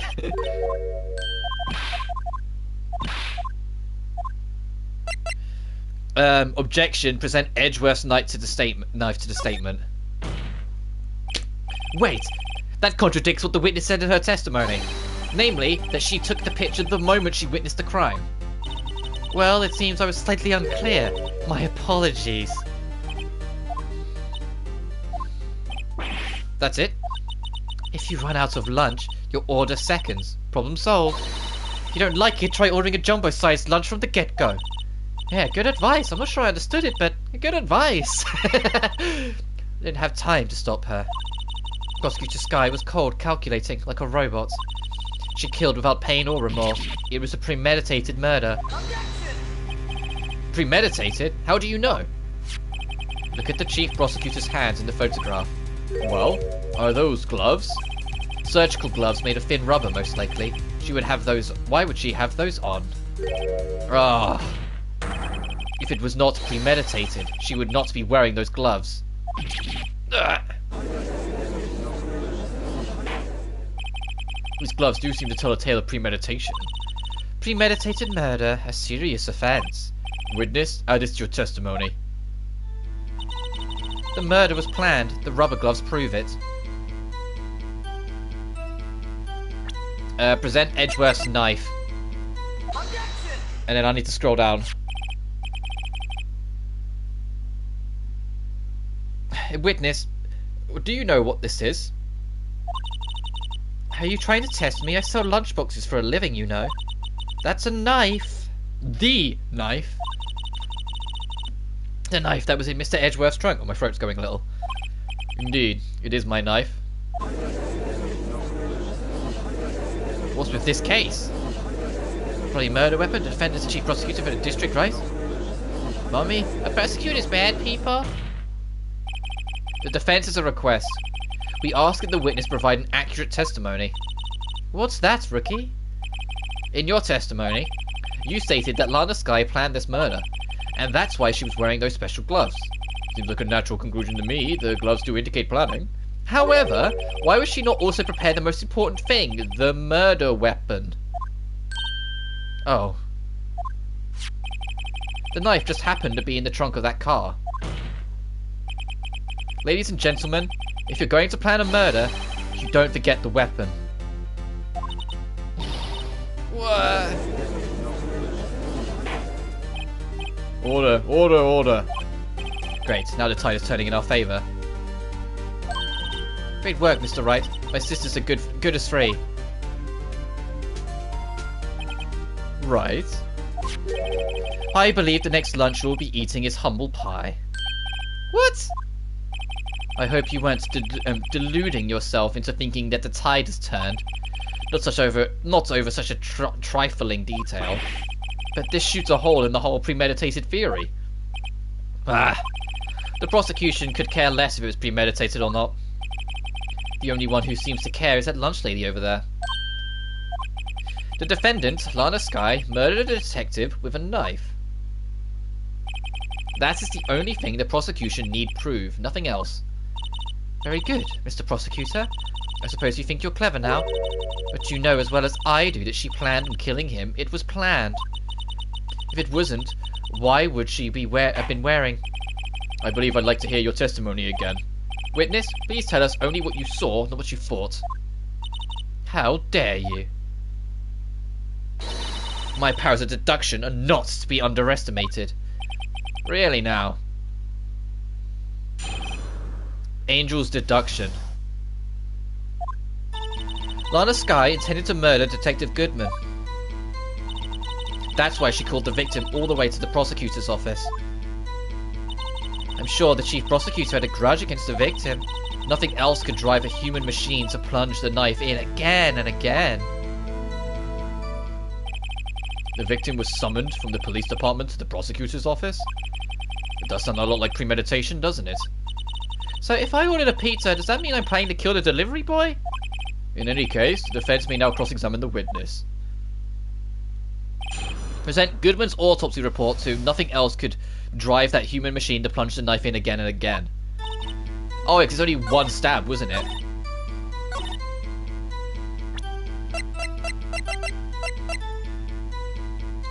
Objection! You say she stabbed him again and again? But you couldn't have witnessed that. Are you testing me? Then I'll test you. With my moss surprise. I'm afraid the moss is growing under our feet as we wait, Miss Starr. What do you mean? I shouldn't have to explain this, but take a look. The autopsy report states that death was due to a loss of blood from one stab wound. Hey, have you played all the Ace Attorney games? I've played the original trilogy through and through. And that's it. So this is kind of me, like, re-establishing my position, because it's been a number of years. It's like, so I don't really remember. It was the same with Case 3. I didn't remember who the guilty party actually was. So it was... It's been a number of years, kind of like reminding myself and kind of going through it as I do. Once I've done the original trilogy, though, any Phoenix Wright game I pick up after that point, it will be mostly, if not entirely, blind. Like, I've played a bit of the fourth game, but I've never finished it, for example. I did, like, the first 2 cases. But, like I said, for the sake of testing the waters a little bit, I thought I'd do the original trilogy, you know, the ones I have played, even though it's been a very long time, and go from there. Afterwards, I probably will tackle Great Ace Attorney, because I've heard really good things about both of those games, and so I really am excited for it. I've played a little bit of a fan ROM of, I can't remember if it was Investigations 1 or 2, because we're talking like nearly a decade ago when I did this. But I've played like an English fan translation of one of the investigation games, but that's so, like, a distant memory, and it's like, I don't know. I'd probably only really recall it if I played them both, but I'd rather wait for some kind of official release if they're gonna be. I'd love to see you playing those games blind. Yeah, sure, dude. Like I said, once I've done the original trilogy, I'm enjoying coming back to this because I genuinely love this series. This series is why I tried Danganronpa, because I was like, I love these kind of courtroom detective games. The only reason I'm following a guide for this is because the trials are extremely long, especially like cases like this one. So for the sake of getting a move on, I have a guide on standby in the background, just so then we're not here forever, because, you know, this trial, Rise of the Ashes in particular, can last like 9 or 10 hours, you know, especially if you don't know what you're doing. It's why I mentioned the thing, it's like they do former trials and latter trials of every day of trial in this, so it goes on for a super long time. And because I'm going to be busy later this afternoon, and it's currently 10:51 AM here in the UK, it will almost definitely be split into 2. But yeah, when it comes to Great Ace Attorney, they'll be blind. They'll be almost entirely blind. The only things I know is what I've seen from, like, trailers. You know, so in all intents and purposes, it'd be a blind playthrough. I wasn't even aware that the Great Ace Attorney Chronicle, the HD thing, was 2 games until someone told me later on. I thought it was just 1 game, because I didn't realise there was ever a Great Ace Attorney 2.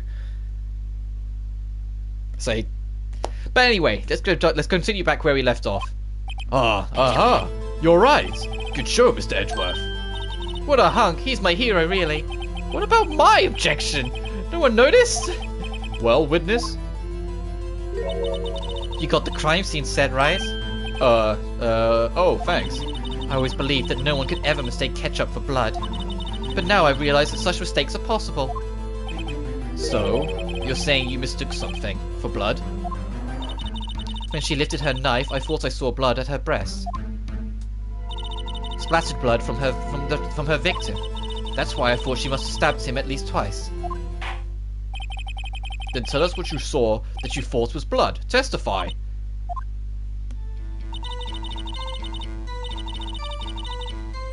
Present crime scene photo to her red muffler looked like blood to me. That's how ghastly the whole scene was. Which is what she starts on. So where's that crime photo? Oh, it's right there. Objection! Miss Starr, I demand an explanation. The witness is clearly not suited for detective work. Listen, Edgeworth he's not on our side because he's like, you know, on her side, wants to get to the truth. He's on our side because she knows this girl doesn't like prosecutors, and he's kind of letting it ride a little bit. He's like, she doesn't like prosecutors, so she's not going to give me everything, so I'm going to bully her a little bit. What? The suspect was not wearing a scarf or muffler of any kind when she stabbed the victim. And you've proved it yourself. With this photograph. Huh? But that can't be.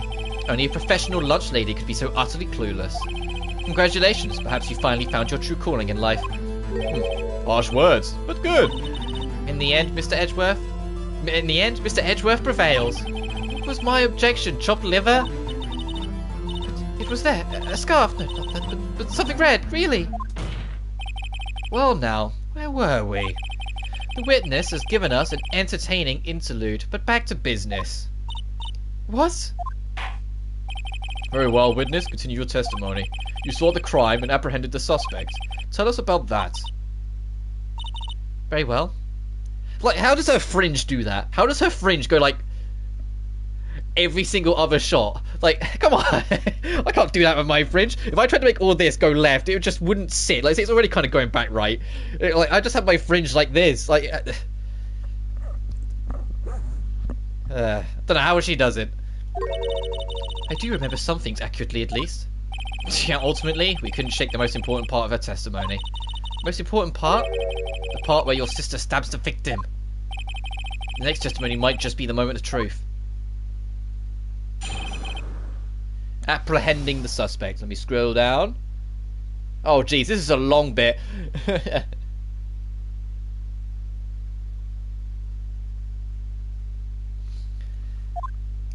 And that's also the other reason why I don't really mind following a guide to go through this, because I've played these first 3 games before. I'm more here for the story, if that makes sense, than the investigation. I enjoy the stories of the Phoenix Wright games, of like each individual case and like the overarching. I enjoy what they tell, so I don't mind just kind of sitting back and letting everything play out, and then just doing the little bit when I'm expected to. After the murder, the suspect attempted to run behind a partition off to her side. I quickly caught her, explained her rights to her, and arrested her on the spot. Ah, yes, when I arrested her, she mentioned the muffler. That's what had me confused in my earlier testimony. The chief prosecutor made the escape, but against Angel Star, resistance is futile. You are quite determined about this scarf, aren't you? I strike like a snake and bite like a cobra. That's me, Angel Star. That wasn't a very good metaphor. First of all, a cobra is kind of snake. Don't bother me with details unless you want to get bitten. No thanks. Note to self, Mr. Wright is weak against poisonous snake bites. The chief prosecutor tried to resist, but her efforts were in vain. She knocked my hand aside, kicked over an oil drum. An oil drum? Hard to imagine. Oh, she's beautiful but deadly. A predator, this one. A leopard woman. Row. Very well, Mr. Wright. Your cross-examination, if you will. Press Angel on the statement. I quickly caught her, explained her rights, and arrested her on the spot.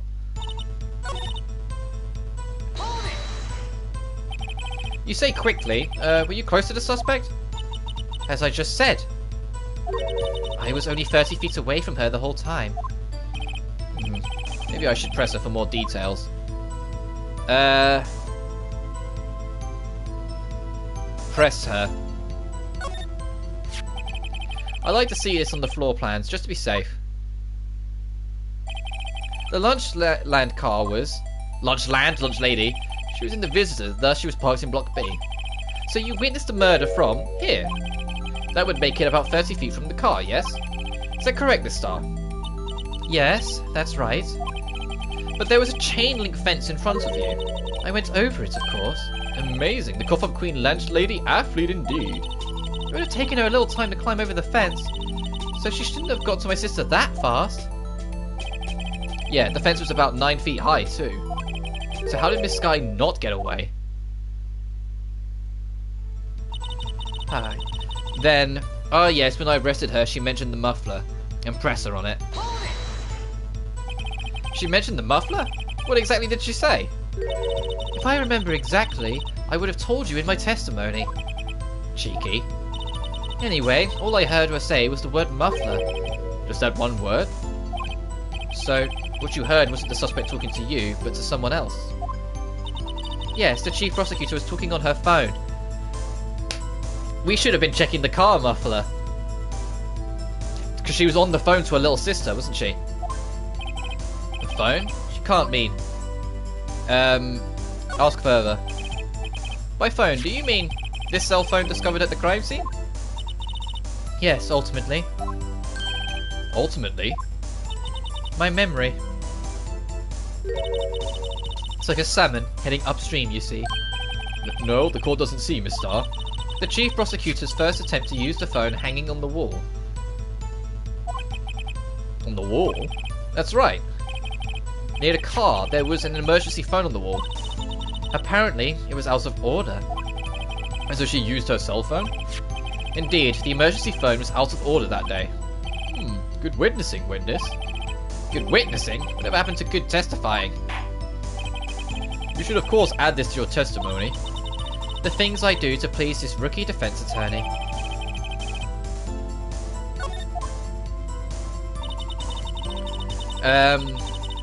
Press Angel in a statement. I saw it all. How she tried to use the phone on the wall but had to use her cell instead. Do you think you could restate your testimony for the court? Aha! I was going to ask the same thing. I only say this one time, so listen close, rookies.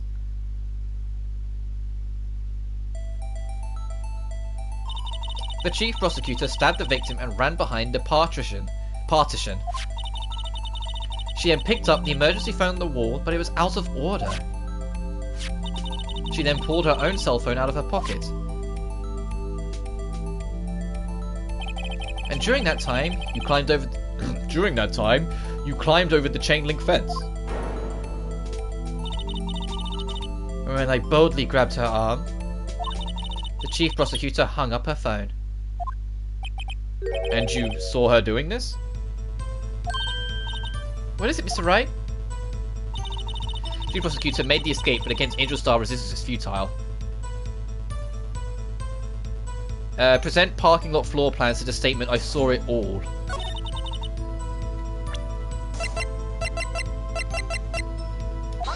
Objection! Miss Starr, I have concluded that you have a personal grudge against Miss Lana Skye. Objection! The witness is a former detective. Her testimony is unmarred by personal bias. Well, who would have thought you would be my knight in shining armour, prosecutor? To who, together with the chief prosecutor, kicked me out 2 years ago. Well, Miss Starr, this is a fatal contradiction in your testimony. How do you explain this? I don't know what you're talking about. Mess with me and I'll make you cough it all up.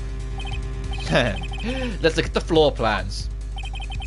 You say you witnessed the crime from this point. However, if that's true, you couldn't possibly have seen Miss Skye making that phone call. I believe you see what I'm getting at. The emergency phone is on the back side of this partition. If indeed you were in B block, you couldn't have seen it.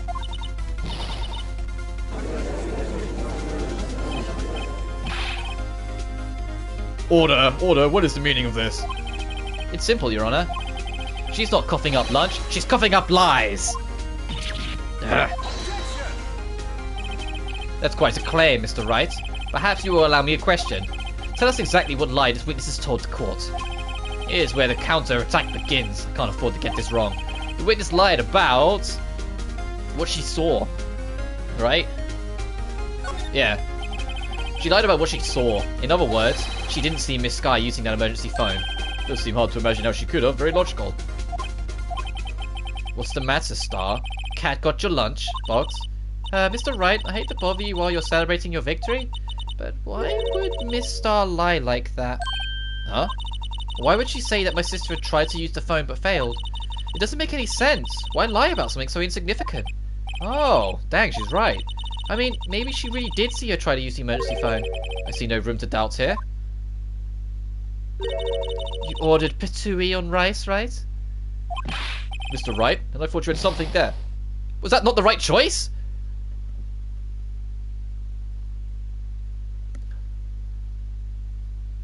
Oh, choose what you saw. You get patooey, the lunchbox for the trophy. You will lose health, but do not reload your save. One more try. I see I see it's in your eyes. You haven't learned your lesson, have you? That's exactly what lie this witness has told the court.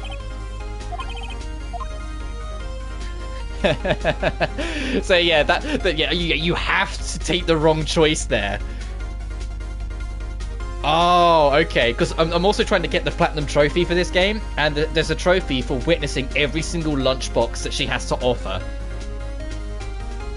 Okay, so I had to pick the wrong choice there. So I'll get the lunchbox and then choose the order of events. To get the orange peel lunchbox, which will also make you lose health again, and then choose where she saw it. This game! She lied about the order of events. This guy used the emergency phone before the murder. I see, I'd follow that.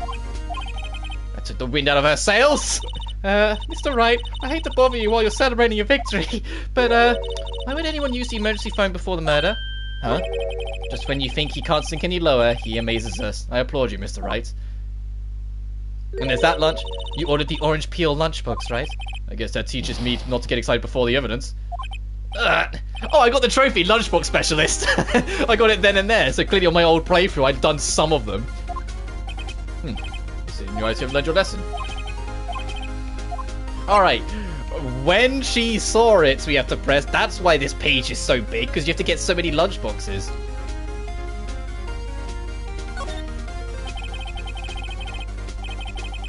This guy tried to use the emergency phone, but it was out of order. What is significant about this fact? Nothing. Therefore, it would be pointless for Miss Starr to lie about it. Pointless to lie? I see. But say the witness did actually see Miss Starr using the emergency phone. It would mean Miss Starr witnessed the crime from a different location. A different location? Now that is a pointless lie if I've ever heard one. Before you call my lie pointless, at least let me tell it. Let me ask a question to our clever wordsmith, Mr. Wright. Just where was the witness when she saw the crime? Well, the testimony we've heard until now points to one direction. The place from where the Star had witnessed the crime was here. The security room. Right? Take that! This is the only place where she could have been. The security guard's room? Indeed, the security room in the underground parking lot is well positioned. It's built on the second floor so you can see the entrance lot. So she would have been able to see the emergency phone from there. But why there? There are so many other places where she could have seen the phone. Not in this case, Your Honor. The witness, not being part of the prosecutor's office, couldn't park in A block. The only place where she could have been in the crime was the back of the partition is here. I remember in your testimony you said you brought a lunch to your boyfriend in the security guard room, right? Well, Miss Starr? How many years have I been getting the better of men? To think that the tables could be turned. Today a man has got the better of Angel Starr. Order, order, witness. What have you done? You used to be a detective, you should know better. I'm not turning back. The guilty will be punished. And I'll do what I must to make sure justice prevails. The guilty? She's talking about Miss Skye. Miss Wright? Doesn't... Mr. Wright, sorry? Not Miss Wright. Sorry. Doesn't this strike you as odd? Why did Miss Starr lie? It doesn't make sense. You know, she wants to pin the crime on her because she hates prosecutors, so of course she's going to dive at the opportunity to try and get the chief prosecutor. Huh? She could have just said she saw the crime from the security guard station. It wouldn't change anything. Exactly. This photograph tells all. It was the defendant who stabbed the victim. The truth still stands. It still stands? I disagree, Mr. Edgeworth. What? If a witness is found to be lying, they're guilty of perjury. She knows this. She wouldn't risk that without a good reason. So tell us what her reason was, Mr. Wright. Huh? Me? Who else? Mr. Wright, let's review what we know. Miss Starr witnessed a crime from the security guard station. But she lied and said she saw it from B block. It must make a vital difference. But what? What would change?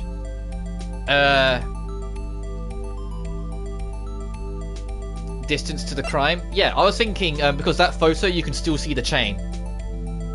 So she go all the way around to B, take the photo, then go all the way back. What? You know, it doesn't make sense. It changes the distance between her and the scene of the crime. My condolences, Mr. Wright. But one look at the floor plans and it's quite clear. The distance between the scene of the crime and the guard station is 30 feet. I don't see how that would change what she could see. What she saw is not in question here. What matters is the time it would take her to reach the scene of the crime. Miss Starr, you witnessed the crime from the security guard station. Now, how long did it take you to go from there to the scene of the crime where you arrested Miss Sky? Well, witness? You. Yes? You ordered the squid wheels, right? The quality of my lunches has gone from low to inedible. I was bringing a PB&J lunch with fresh boysenberry jam to my boyfriend. Boysenberry for the boyfriend. He wasn't in the station, so I waited. I witnessed the crime from the glass-walled station. And before I knew what I was doing, I found myself running towards the scene. But the door was locked. I couldn't open it.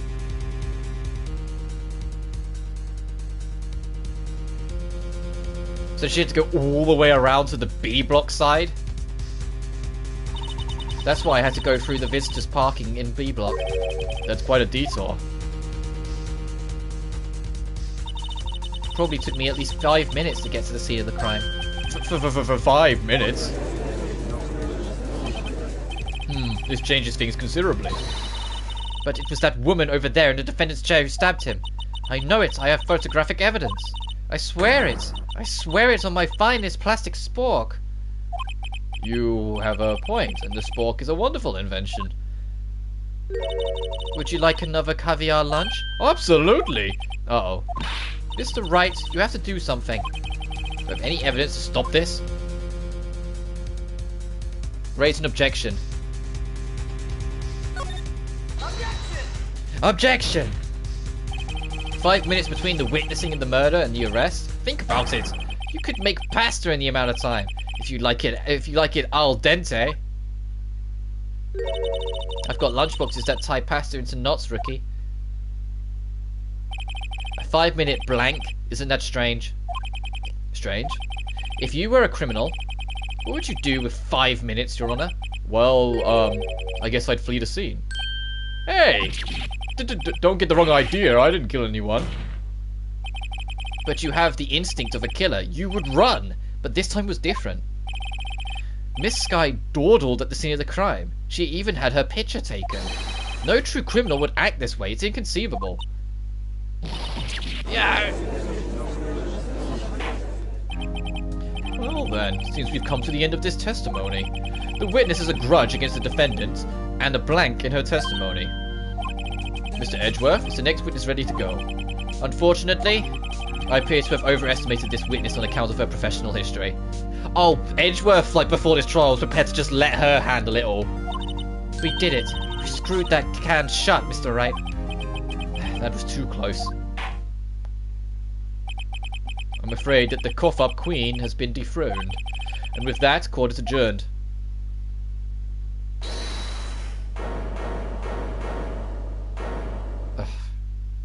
Mr. Edgeworth, you ordered the squid wheels, right?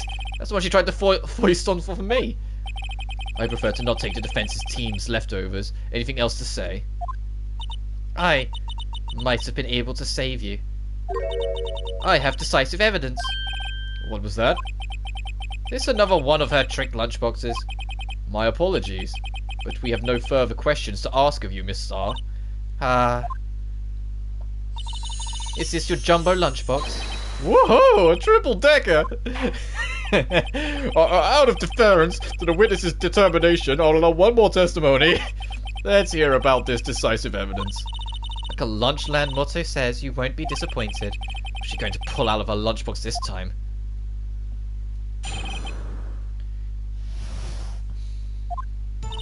I should have mentioned those 5 minutes when I wasn't looking at the crime scene. And now, to the matter of the victim's shoe. Did I not bring this up? 2 types of blood were found on this shoe. One was of course the victim's, and the other blood type matched that of the defendant, Miss Lana Sky. This shoe proves it. It's flawless, decisive evidence. What? There was blood found on that shoe? Try Lunchland for all your lunch and decisive evidence needs. Witness, what's the meaning of this? Why is this the first time I've heard of this evidence? Simple. As I've already said, I don't trust you with evidence, Mr. Edgeworth. That's why I took the liberty of investigating this myself. And you had blood tests performed? Didn't I mention? I have 3 boyfriends in forensics. In any case, Your Honor, I can't accept this as evidence. What? You must know the 2 rules of evidence law. Rule 1, no evidence shall be shown without the approval of the police department. In other words, this shoe is illegal evidence, at least for the time being. Isn't that right, Mr. Wright? It seems so. Edgeworth sure is celebrating. Not so fast, Mr. Edgeworth. Don't forget, I used to be a detective. As I mentioned previously, this shoe has already been tested by a member of the forensics department. As you can see, it was approved by the police department as of today. Even the general public can produce official evidence, Mr. Edgeworth. Is that right, Mr. Wright? Seems so. Edgeworth is looking pretty sullen.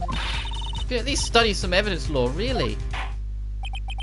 The prosecution's complaints notwithstanding, it appears that this evidence satisfies the first rule of evidence law. However, it seems you have yet another count against you, witness.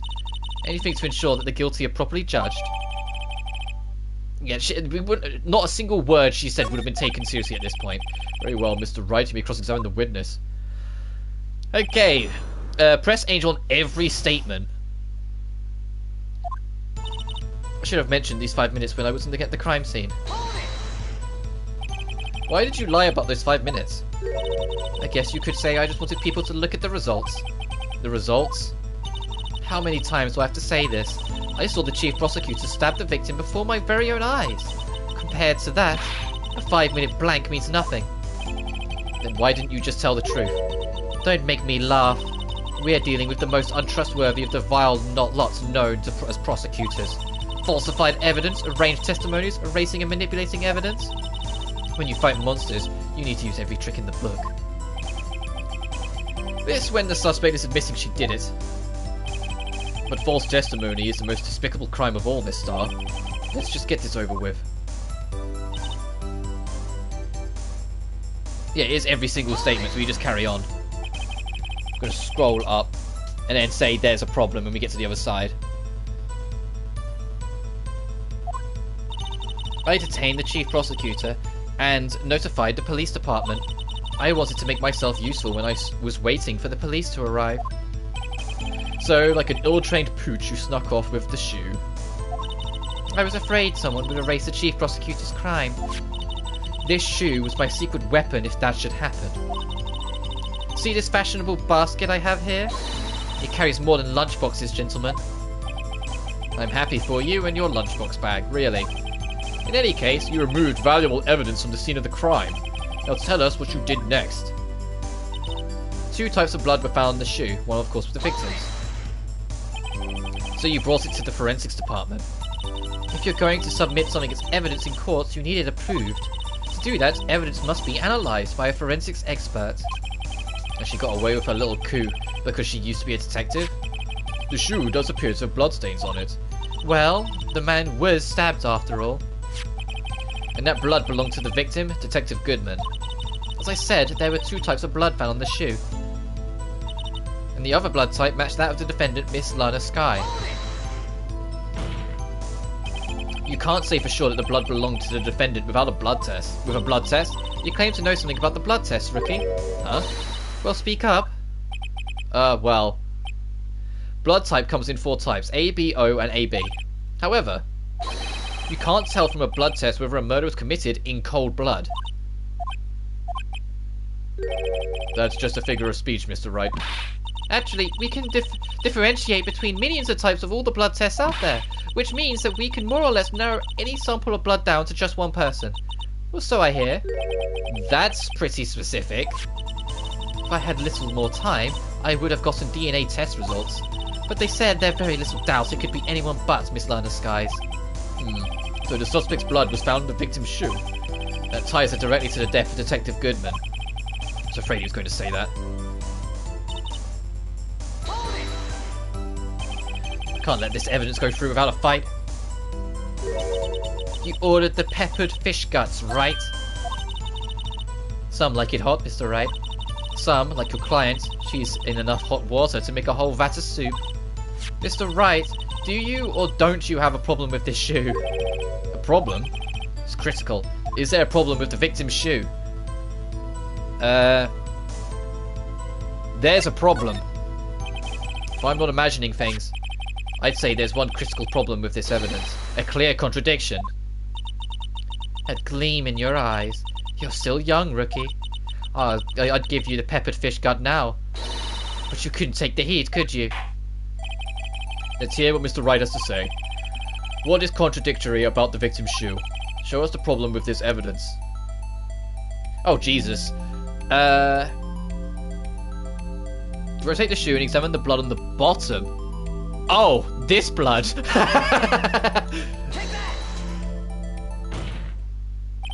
I wonder if you noticed, but there's blood on the bottom of this shoe. Don't mess with me, rookie, or it'll be blood on the bottom of my shoe. Indeed, there is quite a bit of blood on the bottom of the shoe. Makes sense, the victim was stabbed with a knife. What could possibly be contradictory about blood on the bottom of the shoe? Present the crime photo. The problem lies in the footprint. The footprint? Note that the bottom of the victim's shoe is covered in blood. Then, isn't it strange? Why weren't any bloody footprints found at the scene of the crime? Aha! As you can see, there were no traces of any such footprint at the scene of the crime. This contradicts your claim about the shoe. The picture only shows parts of the floor, so there could have been bloody footprints. Objection! Then where are they, Mr. Edgeworth? Because we checked the scene and found nothing of the sort. Order, order, order. Well, witness? What? Great going, Mr. Wright, but it's true that the lack of footprint is a contradiction. But then we have to ask why there wasn't a footprint. Oh, that's true. There has to be a reason why there wasn't a footprint. Think, Mr. Wright, think. Hey, I don't know why it's not there. I'm just good at finding contradictions. What?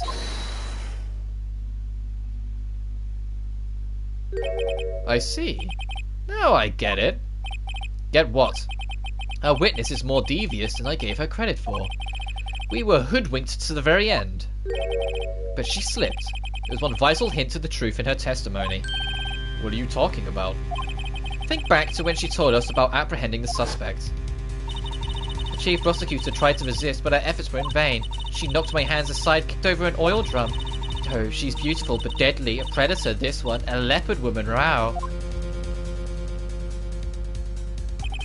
I thought that was a strange thing for a normally cool-headed chief to do.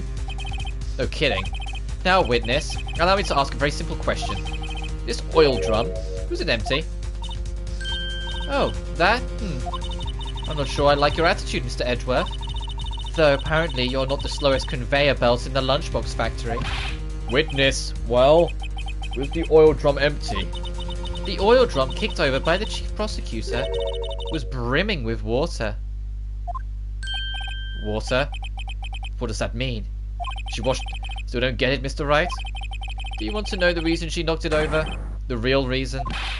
Aha, you don't mean... Yes, the suspect knocked the oil drum for one reason and one reason alone. To erase the bloodstains that would become evidence against her.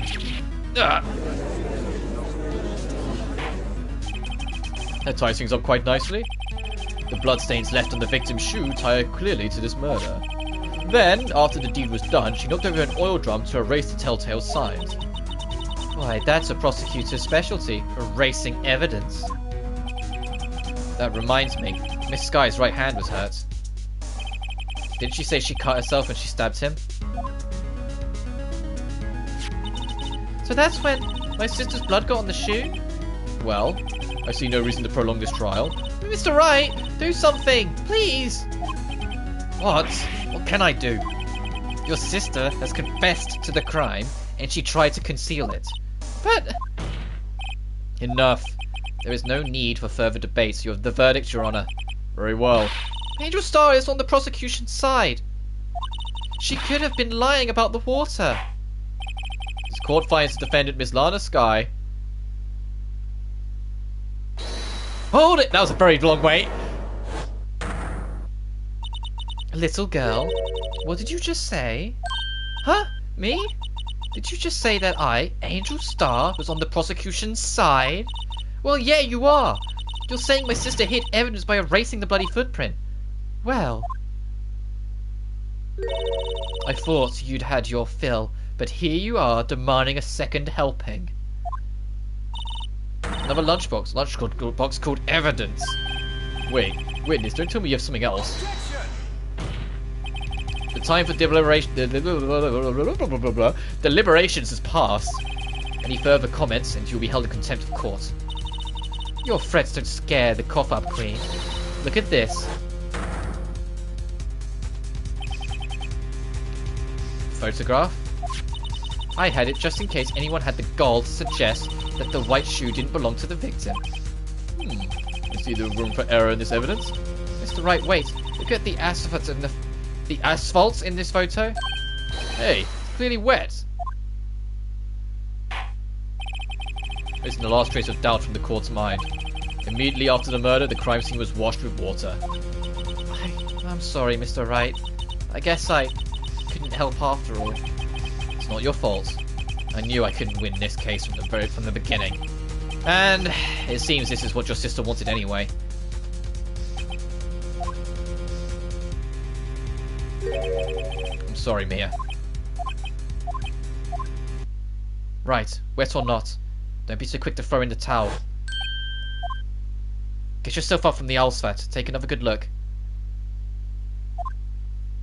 Don't give up, not until the bitter end. This is the last piece of evidence. Very well. This time I'd like to declare a verdict for good. Objection! Your Honor, wait. What is it with you people? Can't I hand out my verdicts in peace anymore? Whatever it is, can it wait? No, it can't. Then it will be too late. Look at this photograph, the last one submitted. This trial isn't over until we give each piece of evidence proper consideration. So, Wright, are you saying there's a problem with this latest piece of evidence? Yeah. I'll think later. Yeah, there's a problem. Right or wrong, I've got to go ahead with this. Choose the car exhaust muffler in the photo, and then present the phone. Suppose since we've come this far, we should give every claim a fair shake. Very well, Mr. Wright. Show the court the problem with this photograph.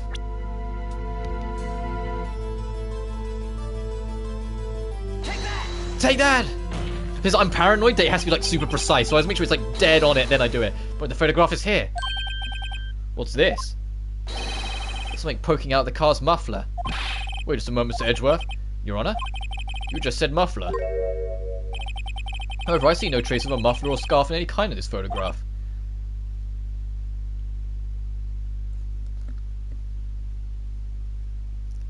This judge isn't the sharpest. The muffler is also a part on a car or motorcycle, Your Honor. Just think of it as part of the exhaust system, a pipe. I see, and I see.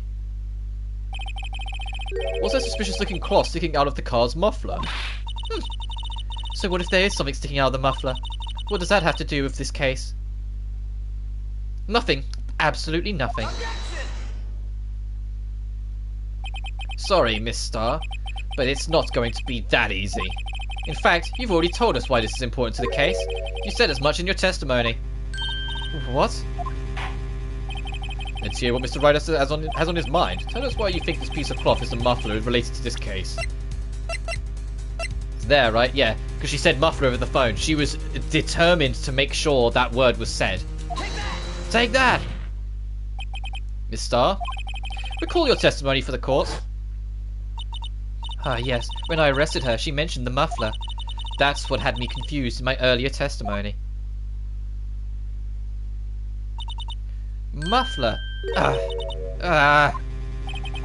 Could it be that the muffler you heard mentioned was actually this exhaust pipe?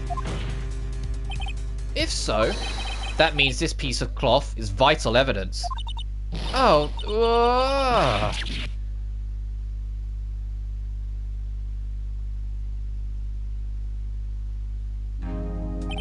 Well, it seems we will have to suspend the proceedings.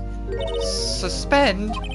I find myself wondering about that piece of cloth. If any questions aren't answered here, do we do a disservice to the law?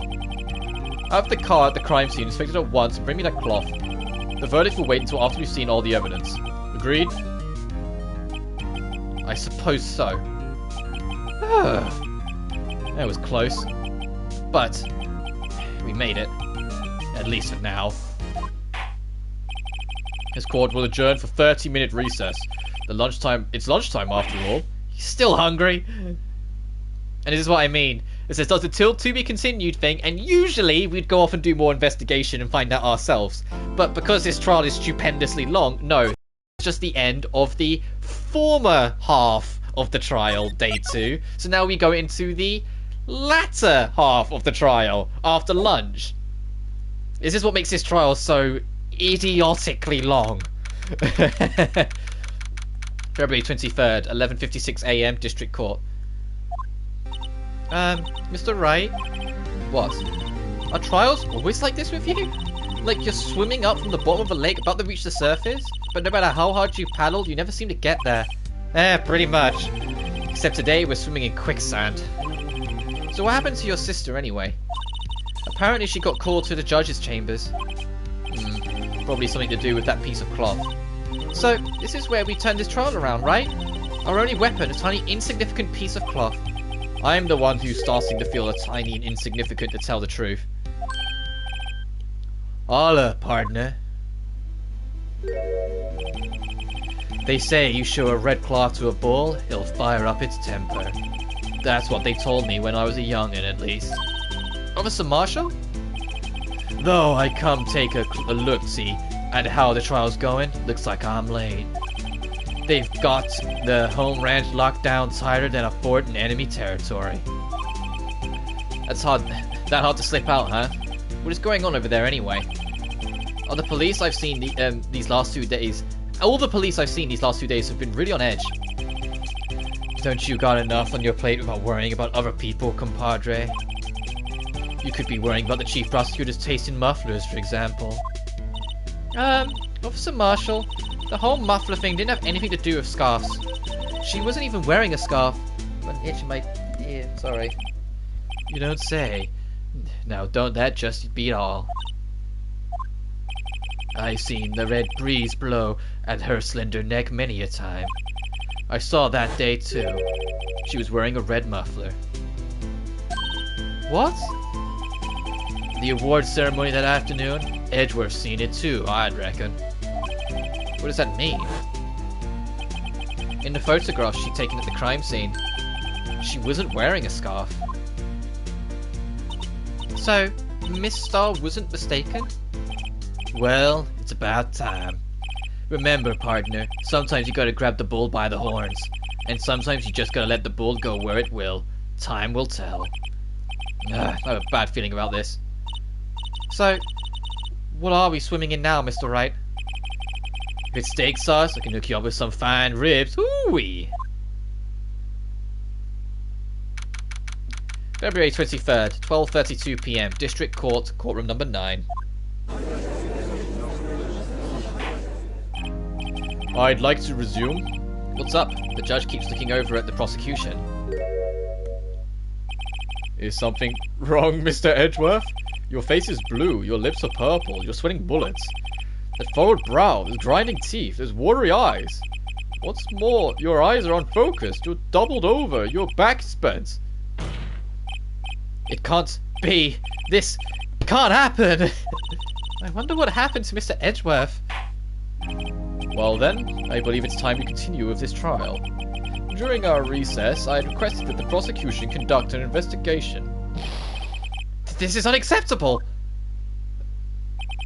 It seems our prosecutor is quite beside himself. Excuse me, knock knock. Who's there? I remember him now. Oh, I remember this guy now. It took me a minute. I saw him and I was like, who the... Oh, he's in this case. This is the case he's in. What's with this guy? Strange stuffy aura seems to be filling the courtroom. Look at that grin as well.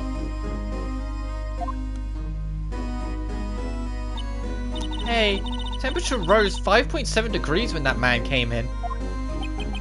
Who on earth is he? Oh, it's you.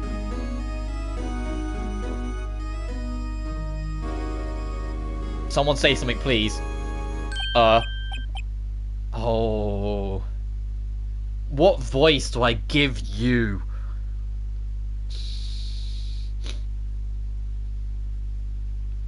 Considering what character you are.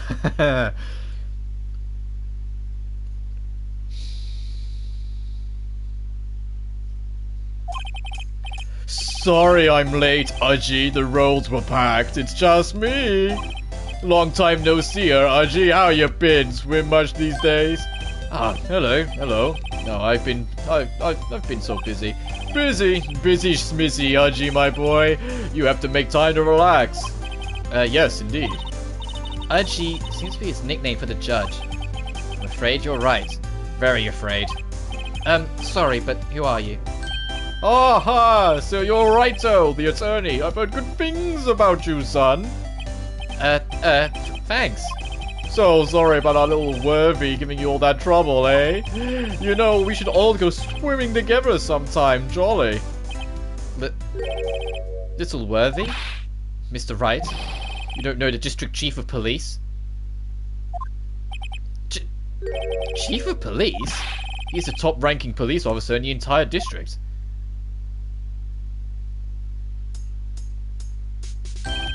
Name's Gaunt, Damon Gaunt. Pleased to meet you, everyone. So, to what do we owe this honor today? It's been over 2 years since you last came to this courtroom, hasn't it? Well, it's Worthy here. Look at the poor fellow. I just thought I'd help out by bringing this. Hey, that's... my sister's muffler. So Miss Star wasn't just seeing things. When the crime occurred, Miss Guy really was wearing that muffler. But to think that it was stuffed into that exhaust pipe. Oh, little Worthy's car, no less.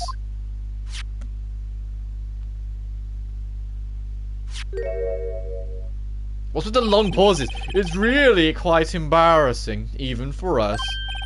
What's this? It's what you'd call a switchblade knife. Quite perplexing, this.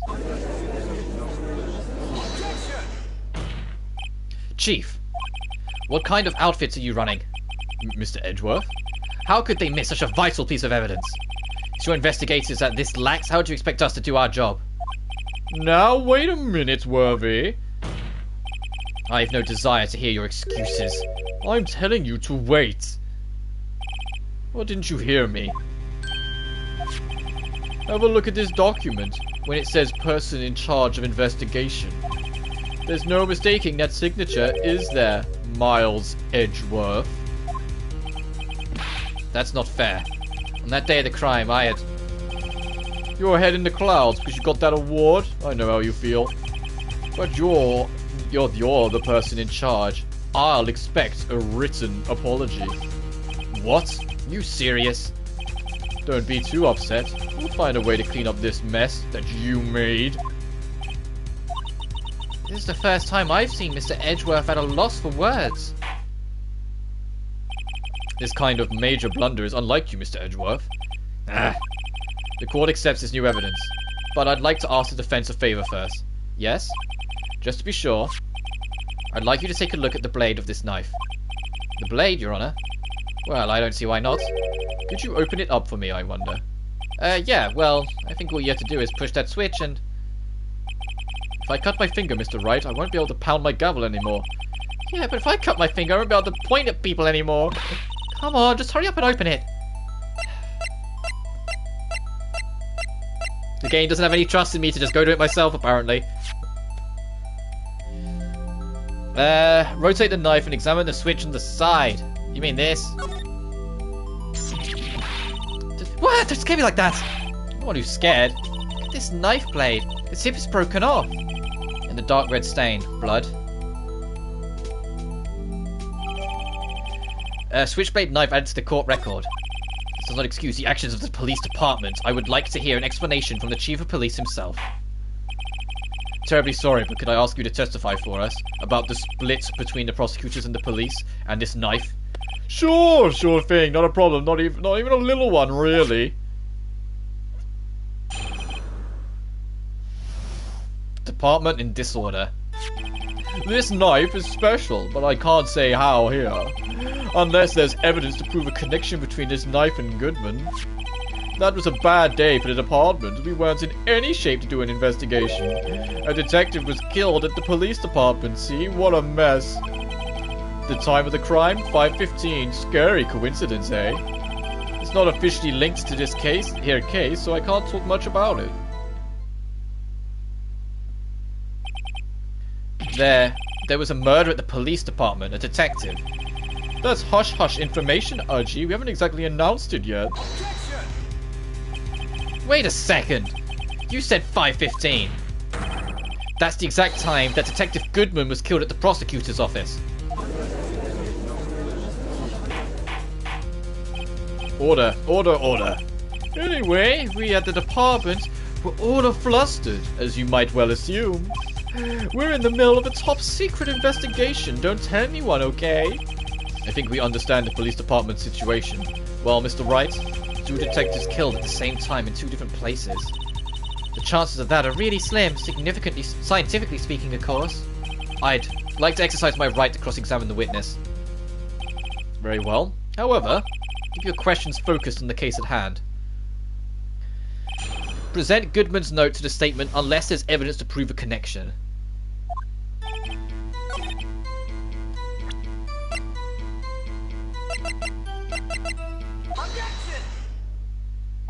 Wait a second! Ah, at last, an honest-to-goodness objection! As I stretch. This knife, this has to be something to do with Detective Goodman. What do you mean? Aha! An honest-to-goodness, what do you mean from Udgy? This is great! Look at the tag on this knife. It reads SL92. And this is important, why? Over here we also have a memo that was on the body of the victim. Yeah, if you flip it upside down, it's actually SL6. What's this? 6 minus 7S12/2? Your Honor, it's upside down. Upside. The printed name on the memo makes it look like it's right-sided up. But turn it around and what do you get? This, yeah, February the 21st, SL9. Aha! Whoever wrote this note was holding the paper upside down. SL9. It's the same thing as written on the knife's tag. Which, if we know from things like DL6, means that that's another case file that might link to this. Order, order. Well, Chief. Oh, well. I guess the cat's out of the bag. You win, righto. I win? What game is this guy playing? The knife is evidence in a case. It was stolen from the department's evidence room. We need to press him on that. What do you mean? So this knife was stolen? Yes, but on the day of the murder. It was evidence, you say? Was it in fact a murder weapon? Nice, nice, nice. Good show, little Worthy. It was a murder weapon as it happens. It was evidence from a case long since solved. So this knife was stolen on the day of the murder? And it was found in the exhaust pipe of Edgeworth's car? Hard to think there isn't a connection there. It was a bad day for the department. Press got on the statement a detective was killed at the police department. Hold it! And I'll scroll down further as well. Choose where the victim was found. On the same day that the detective was killed in the prosecutor's parking lot, another detective was killed at the police department? That's a fact. Surprising, isn't it, Udgy? I'm at a loss for words. And the perpetrator. Do you have a suspect? Well, there was a suspect. Just arrested him, in fact. Just arrested? That was quick.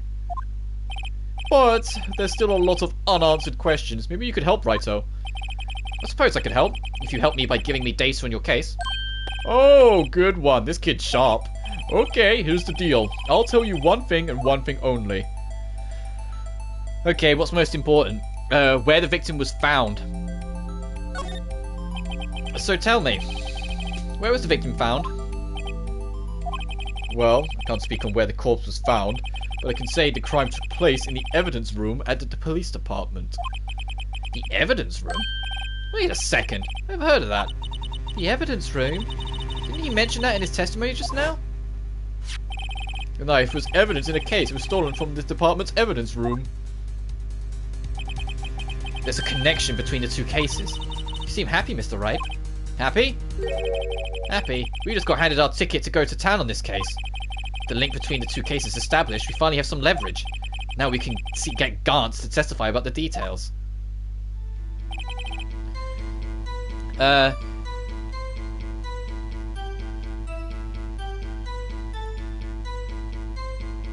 Press Gant on this statement.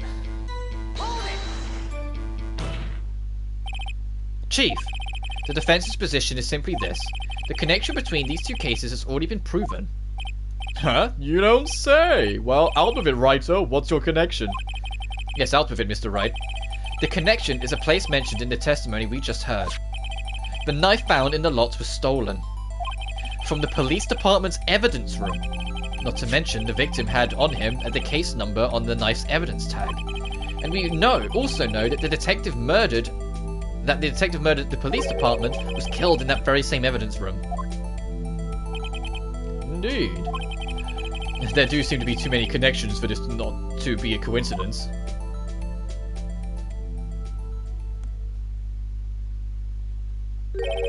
You two make a good pair. It took my men 2 days to find out what you deduced right there.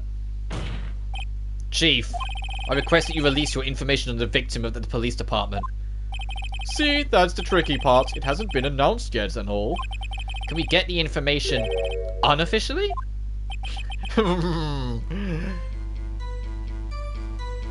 Sure, why not? It's unofficial after all. What? Really? You would have guessed. I'll cooperate, but I can't reveal the name of the victim at the department, okay?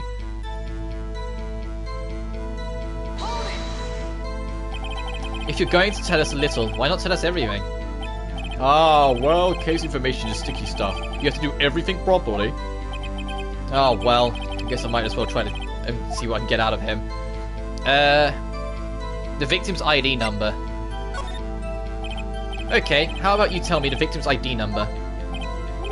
Sure, why not? It's not like you'll be able to tell who it's from anyway. Of course not. You won't tell me their name after all. We'll keep a tight lid on ID numbers, so don't go getting your hopes up. The number is 5842189. Well, that's quite long. And we have to remember these. Drives me nuts. 8... I can't do it. You didn't even get the first number right. Well, Mr. Wright, does this tell you anything? The ID number on the victim in the police department, 5842189. This tells us something. Oh, this tells me... I was misreading it. I was like, what? These are the same thing. No, that was my dyslexia kicking in a little bit there. Actually, it does, Your Honor. It does. I think. Meaning? It has to be what I think it is. What does he mean? My shoulder's getting a bit achy. Well, let's see what the defense has to say. You say the ID number of the detective who was murdered at the police department. It tells you something. What does it tell you? Goodman's ID. Witness. What is it, Mr. Wright? You're grinning like a schoolgirl on prom night. No, it's just... I got confused. And this is news? Huh? Just come out with both guns blazing, like you always do. Aw, thanks for encouraging me on, Edgeworth. The prosecutor's office. 2 places, 2 detectives murdered at one time. Actually, I happen to have a police ID number here. Oh ho, is that yours?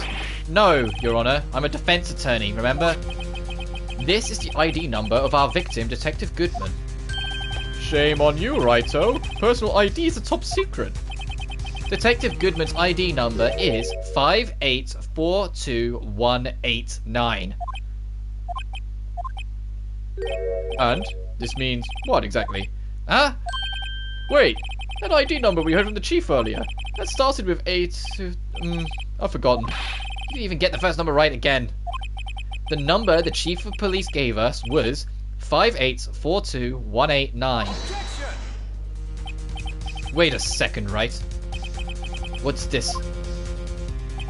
Mean? Well, that's what I want to know.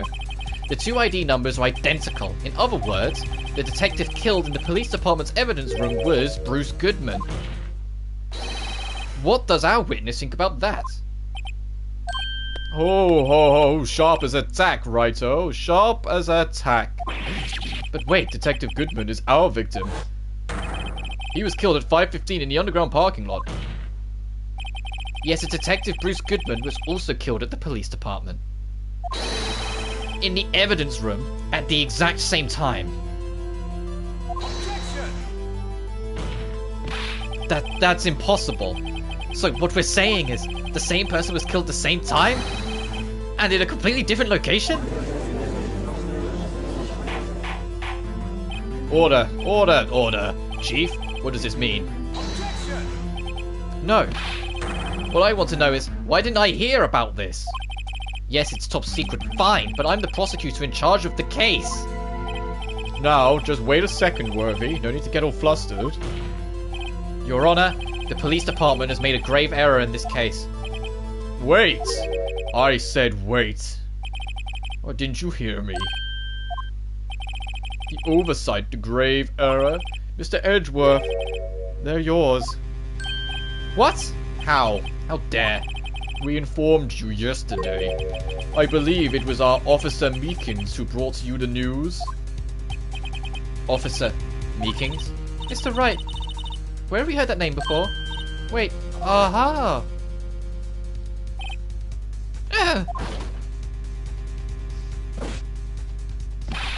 Excuse me, but Mr. Edgeworth, anywhere on the premises?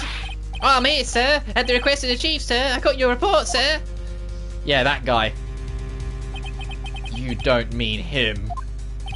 According to Meekins, you didn't accept the report. Hard to believe. But your officer, he told me, he said that report had nothing to do with the Lana Sky incident. Detective Bruce Goodman was murdered in the police department evidence room. Mr. Edgeworth, the victim's name is written right on the top of the report. Ah! Why didn't your officer tell me? Honestly, I'm not sure if that officer was capable of making the connection. He did seem challenged. In any case, this is a serious error. A gross negligence of duty on your part, Worthy. But sir, you could have submitted that report this morning to the court as evidence. Then I...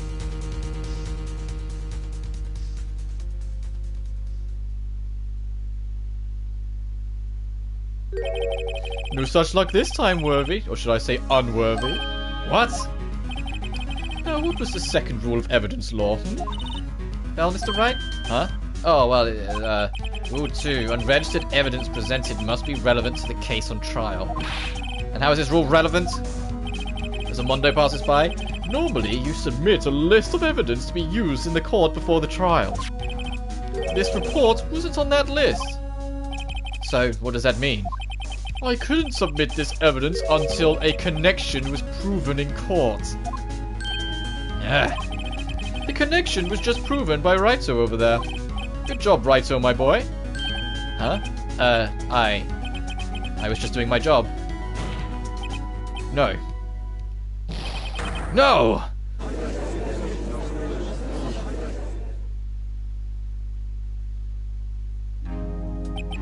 It seems we have come to the end of this trial. I know you're going through a tough time, Worthy, what with all those rumors. You were even in a defendant's chair just this past December. I apologize for this terrible lack of due diligence on my part. Mr. Edgeworth? Please, just give me one day. I'll get to the bottom of what happened. It's the last thing I do. You'd better get results this time, really. You have my profound apologies, sir. Oh, Mr. Edgeworth. I don't think there's ever been an error this serious in the history of this court.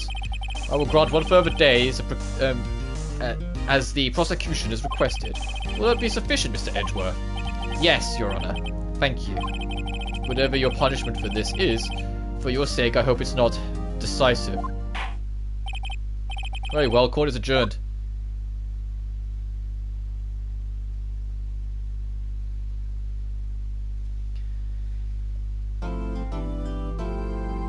Right. Ugh. Sounds like a big stretch. Sorry. What I'll do, we've got the day 2 investigation, which, if I check through, is, as per usual, the longest one. So I'll do the day 2 investigation, and then after that, before we start the day 3 trial, we will stop the recording there. And then tomorrow we'll do the rest of the case to wrap up the game. Just because this is going to be way too long. It's just simply put, like, as I said before, I'm working this evening, so I literally don't have the time to do the whole potentially 7 to 9 hour window of this whole case. Much as I'd love to sit down and do it all in one, I just cannot, unfortunately. But I want to get this done before, like, the weekend too much, and then take Sunday off, and maybe Monday as well. In fact, I probably will take Monday off, and then we can start Justice for All. I think that's the second game on Tuesday. Alright, 2:15 p.m. Mr. Wright, so what's going on with the case anyway? I'm a little confused. Huh? Well, let's see. What is going on? The victim, Detective Bruce Goodman, was stabbed to death after 5 p.m. on the 21st. He died in the prosecutor's parking lot and the police department's evidence room. What's this "and the evidence room" part? The prosecutor's office and the police department are 30 minutes apart by car. Well, that's what we're going to find out. Or try to, at least. Alright, let's do it. Glad she's in good spirits. I'm not sure she's going to be much help with this. Don't be so sure, Mr. Wright. Huh? Look, we're in this together, right? The amount of times she's directly responded to what's supposed to be Phoenix's inner thoughts, like, it's like, she a mind reader? I'll prove that these thick rimmed glasses of mine aren't just for show. Let's go. Science awaits us. February the 23rd, prosecutor's office, underground parking lot. You know, I really don't think we should worry about the police department murder. There wasn't even a body found there, who cares? Yeah, it was only our victim who was killed in the evidence room, no biggie. Besides, my sister would never do such a thing, I know it. The oil drum, was it empty? The oil drum, kicked over by the chief prosecutor, was brimming with water. My sister, erasing evidence at a crime scene? Never. Even though she says they don't get along, Emma really likes her sister. That's not it at all. It's just, we're both professionals at what we do, and I trust her. Big words for a high school student. Well, whether there was blood on the floor or not, the water in the oil drum washed it all away. Ignore the strength of my science at your own peril, Mr. Wright. Huh? What's that grin for? This situation calls for one thing, and that is luminoil testing fluid. Luminol? Blood is sticky stuff, you know. You can't just wash it away with a little water. Even if you can't see it, it's still there. But wouldn't the police have already done those tests? Never trust anyone's eyes but your own, Mr. Wright. Just give it a try. Me? Why do I have to do this? I'm a minor. I can't even drink yet. We're testing bloodstains with this stuff, not drinking it. Here, look. I'll lend you these glasses. Huh? You had an extra pair of those things? Test for blood reaction, just spray the luminol on it. Like this, see? Press the X button to spray it on. Okay, let's find us some blood stains.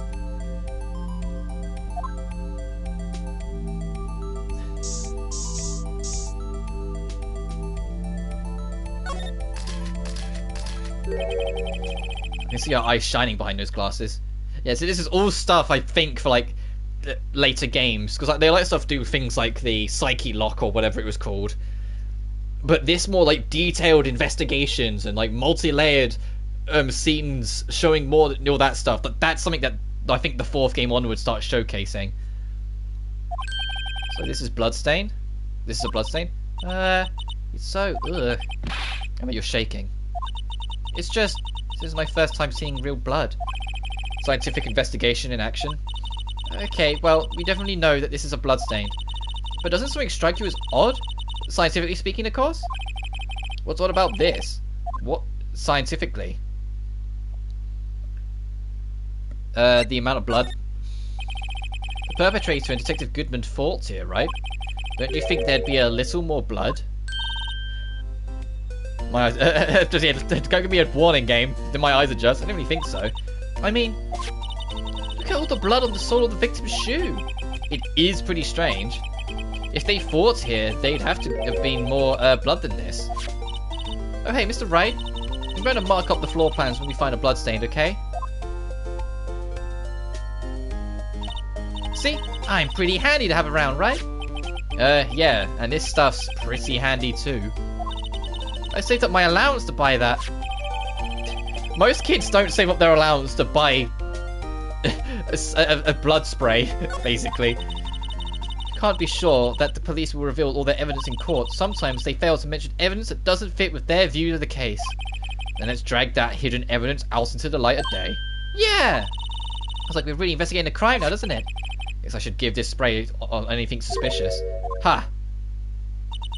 I wonder how that fluid of yours would react to a nice deli box. Miss Starr! You only trust your own eyes, hmm? Not bad, you two. This day-old deli box is on the house. Sorry, it's just that kind of lead-in doesn't really get my mouth watering. Alright, let's talk to Angel, today's trial, and Detective Starr. You certainly put me in a tight spot today. My apologies, Miss Starr, but... No, it's okay. It was my fault. Oh, we know. I witnessed everything from that security room right there, but I was afraid that wouldn't sound convincing enough, you see. I was wrong to think that. I'm sorry. Sorry, you lied on the witness stand. That's unforgivable. Little girl, don't forget what's important here. Even if the place I witnessed the events was different, I still saw what I saw. I saw Chief Prosecutor Sky stab a man in cold blood, and that testimony still stands. Hey, it's your lunchbox. It's the lunchbox lady. Yeah, hey John, you doing all right? Ah, I swear it on my honor as a detective. She stabbed Goodman. Also, John, now that I know you're here, I've beat Chapter 2 of Ultra Despair Girls. And it was, yeah, I've kind of cottoned on to what some of the themes of the game really are. And I'm liking what I'm playing. There's a few things I have slight problems with, but as a whole, I'm enjoying it. So I've dealt with, the second Warrior of Hope. To see Kamaru's kind of change of heart, where the first one, she was like, how could they do that to such a boy? To the second one, it's like, well, he got what he deserved. It's like, yeah, okay, she's darkening her mind. Like, in her way to push forward to find a way to survive, and learning more of the, true horrors. Like that kid, I forget all, outside of Monica, I forget all the kids' names. Monica's the only kid name I remember because she scares me. All the other kids I could not tell you. I think his name was Jotaro, the dude with the mask, I think. Like, we saw his, shall we say, artwork. And, like, that was kind of, okay, yeah, this game's insanely dark. That he nails them all, he nails all the victims, wooden, spine pieces, like exoskeletons, so you can have them move around like puppets, but they're dead, they're corpses, and they're all just nailed in, and there's dozens of them. It's like, yeah, this kid's fucked up. And then when he died, it was Kamaru just turning around saying he got what was coming to him. Let's go. And even Toko, Toko going, huh? Realizing, what? Excuse me? But I haven't started chapter 3 yet. And I'm nervous, because it's I think the theme, at least one of the themes, is that every single kid of that Warriors of Hope resembles a different trauma. Like, the first was abuse. The second, well, they're all abuse, but the first one was physical abuse. It's every time he thought he was weak, he was hit. So he hit himself to fulfill that every time he thought he was weak. Jintaro, he had his face covered and was told he was he was this ugly, disgusting thing, and was always verbally abused. So it was gone from the physical of every time you're weak to verbal. He was always believed to be, he was an ugly, disgusting piece of hell. Despite the fact at the end they try to do the bling when the mask comes off to show that actually that wasn't true. It was jealousy that probably brought on that verbal abuse. So it's okay, we've had physical, we've had verbal. I'm very concerned about what other kinds of trauma they're going to talk about with the other kids. Like, what's Monica's deal? Especially with her anger management issues. Like, what's the pink-haired girl's deal? What's that smart boy's deal? You know, like, that alone is like, okay, this game's getting real dark. So I will do some kind of review, because I do think what it's talking about is interesting. It's just kind of, you have to kind of put yourself in the right mindset for it, which is what I'm noticing very quickly. Like, you have to kind of be in the headset. Because if you're not, some of that will blindside you and hit you kind of hard with how dark it gets. And this is coming from, you know, Danganronpa. I know this photograph has something important to tell us, but what? So, you were a detective, weren't you, Miss Star? Yes, it was a long time ago. Well, 2 years ago. No matter how hardened the criminal, when they faced me, they coughed it up. Coughed it up? They confessed. They babbled like babies. You know, I may seem like a demon sometimes, but I could be an angel too. I wouldn't doubt it. Every day I dragged the dirt out of their mouths, suspect after suspect. And before long, they called me the cough-up queen. Oh, and here I thought someone had gotten food poisoning from your lunches. And you let go, fired. I felt that I'd found my dream job when I became an investigator. And if these prim and proper prosecutors hadn't let me go, I'd still be here, be one today. It's all because of that case. The SL9 incident. SL9? Wait, she doesn't mean... I can't just ask her? What? Come on.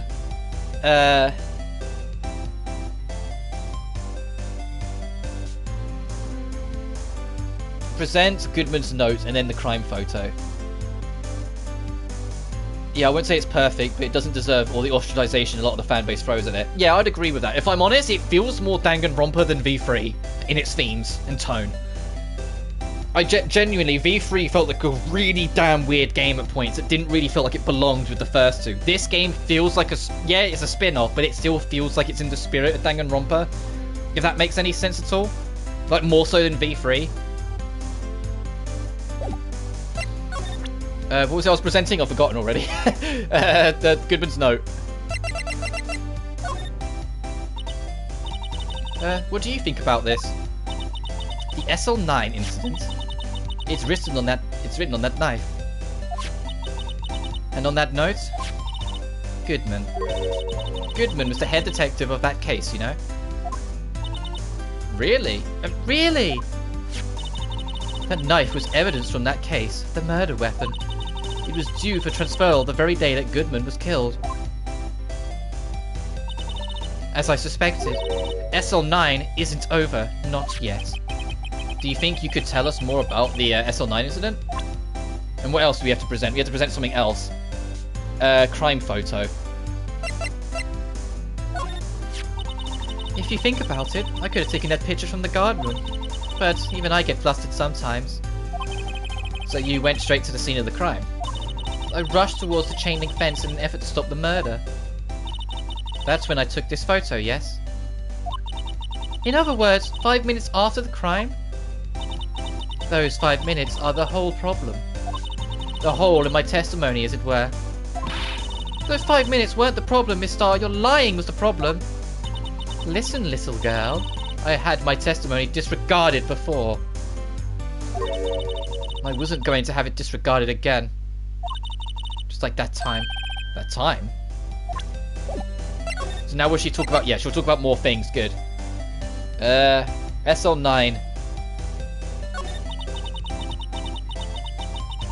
Let's just scroll down.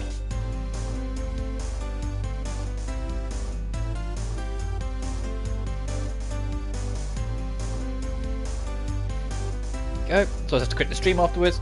The incident that really opened my eyes to the truth. We're nothing to them. Disposable. Disposable to who?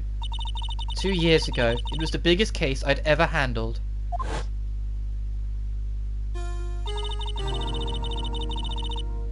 The police and the prosecutors were desperate for decisive evidence. So, they didn't solve it? On the contrary, It was solved quite cleanly. The criminal was caught and executed. Executed? Yes, the criminal got what was coming to him. It doesn't get any cleaner than that. The only problem was they never did find decisive evidence. Not a shred. What? But the criminal was executed, right? But yeah, I've been loving Persona. Just beat the second boss with 9 days to spare. Now I'm just waiting for the change of heart. Awesome. I was wondering how far you'd gotten since last time we spoke. So now you're kind of used to like the formula of what Persona 5 is going to be doing. There's going to be a new palace, a new antagonist, getting more of a cast and crew, and then something in the background is going to build up towards the finale. The best way to approach it is, if you can, always try and do it in as few days as possible, not just within the time limits. Then you get as many free days as possible to just go do social links, or build up your social stats, or, you know, get some money together, or, you know, experiment with demon summoning, you know? Persona 5, in my opinion, I think is one of the more generous Persona games in terms of level expectation. Don't get me wrong, it's still hard in places, and some of the bosses will still give you trouble, but if you just fight every enemy along the road, you'll be a high enough level for whatever boss at the end of the next section kind of thing. The only thing is keeping an eye on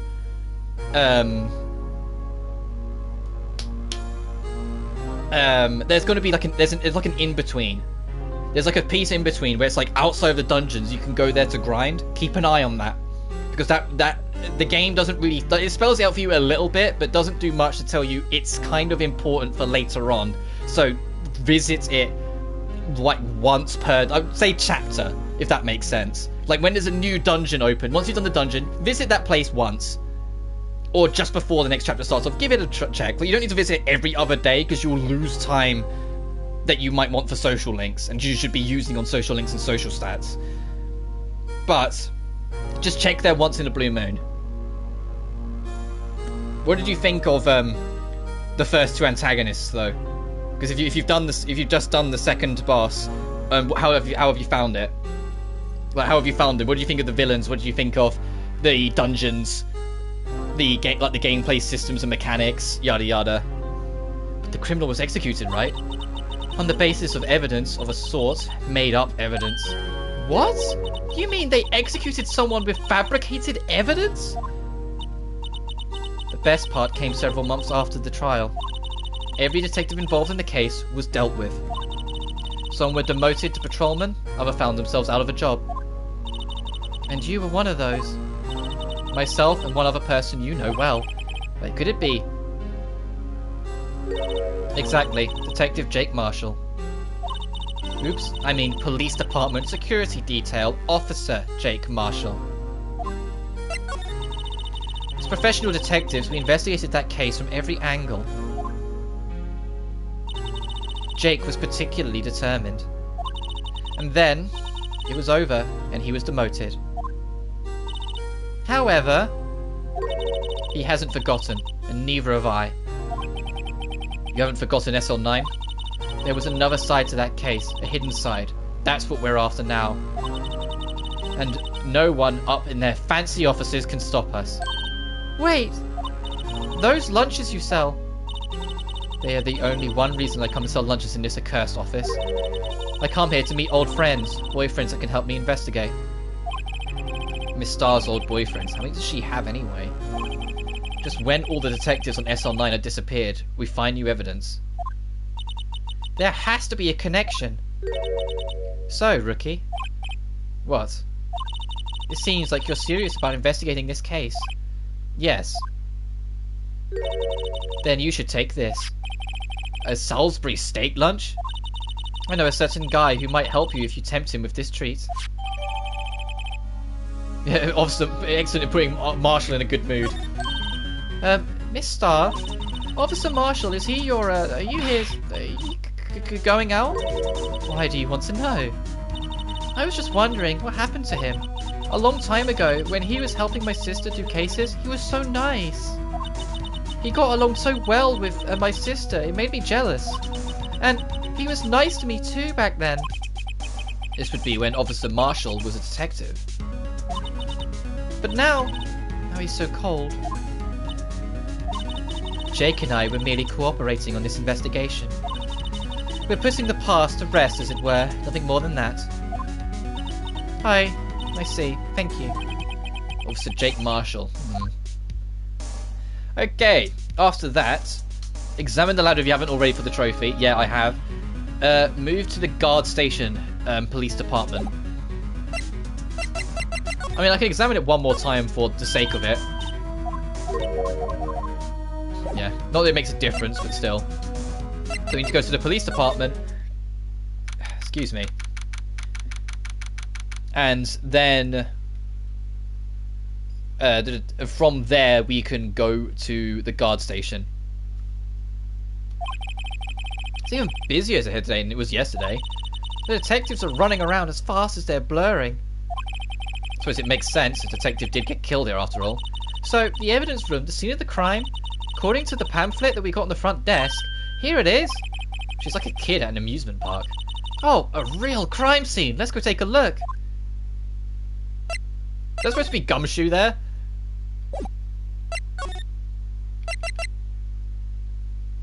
Gee, I wonder whose station this is. Look at the lasso. And the cacti. And the jackets. And the beers. Oh. What's with the decor in this place? It's very eccentric. According to the pamphlet, this is the guard station for the evidence room.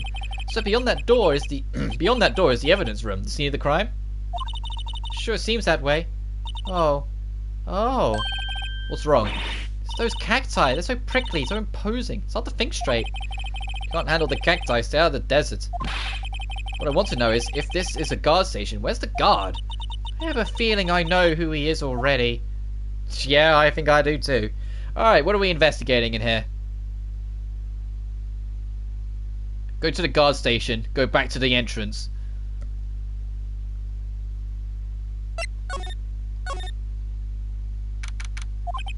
This place is charged with frantic energy as always.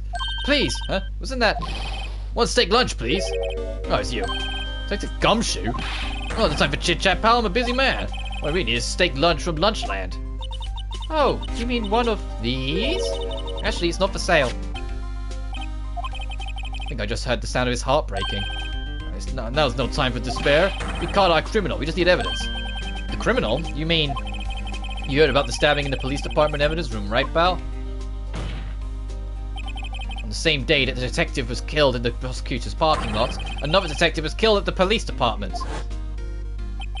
And the perpetrator? Do you have a suspect? Well, there is a suspect. Just arrested him, in fact. I've already forgotten what voice I did for him. I hope that was somewhat close. It's the biggest scandal to hit the station in ages. Everything's topsy-turvy. But Detective Gumshoe, who is it? Listen, pal, all I know is I need a steak lunch pronto. Standing around here talking is gonna fill my belly. Wait, don't leave. Wanna know more? Head on down to the detention center, pal. Questioning should be over, so I figure he's down there having a good cry. Later. We're off to the evidence room. Well, this investigation is off to a running start. Let's go over to the detention then. Where do I get there? I have to go to Wright & Co. offices first. Is this Emma's theme? Oh, that's cute. Are we like designed both the palaces so far? That's cool. They went for artsy. I think the thing for me, and it's the only thing, and again because honestly I have perspective because I've beat the game, so I won't spoil it, but I think the first two games have like the weakest dungeon tracks. Like, I genuinely, and this isn't me trying to hype you up, it's me saying it from my opinion, I think starting from Dungeon 3, the actual dungeon themes when you're not in combat, like, rack up in quality, like, stupendously. Like, they get really good. Like, the first one's alright, it's a nice background beat. The second one, yeah, it's kind of cozy and has some nice beats to it. Third dungeon, I jigged to that track all the damn time. Fourth dungeon, like my favourite fucking track in the game. Fifth dungeon, catchiest shit ever. Like, you know, like, it's starting from the third dungeon onwards, the music gets so damn good for the dungeons. Like, so don't be wrong, the whole soundtrack's really good. You've probably already heard most of the tracks what I'm on about. Like, the opening theme's really good, the battle theme's good. When you're on that last pressing day to get the culprit, the theme there's real cool as well. Like, the soundtrack as a whole is really good, but they're just the dungeon themes. The first two, I was like, no, they're kind of just alright. And then you get to the third dungeon and it fucking kicks off and it's like, oh shit, no, they're good. Like, let's go to the detention center. Let's see who's the poor sap who got thrown this at them. Still, I do feel better about things, a little.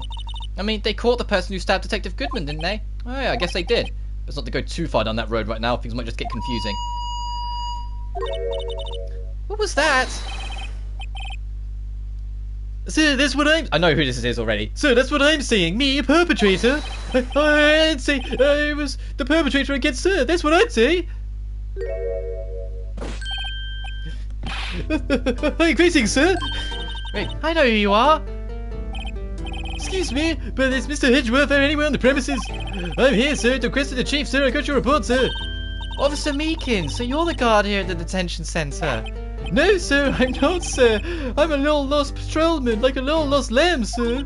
Oh, I get it. You're here to deliver a report? No, sir. How should I say this? Wait, is he?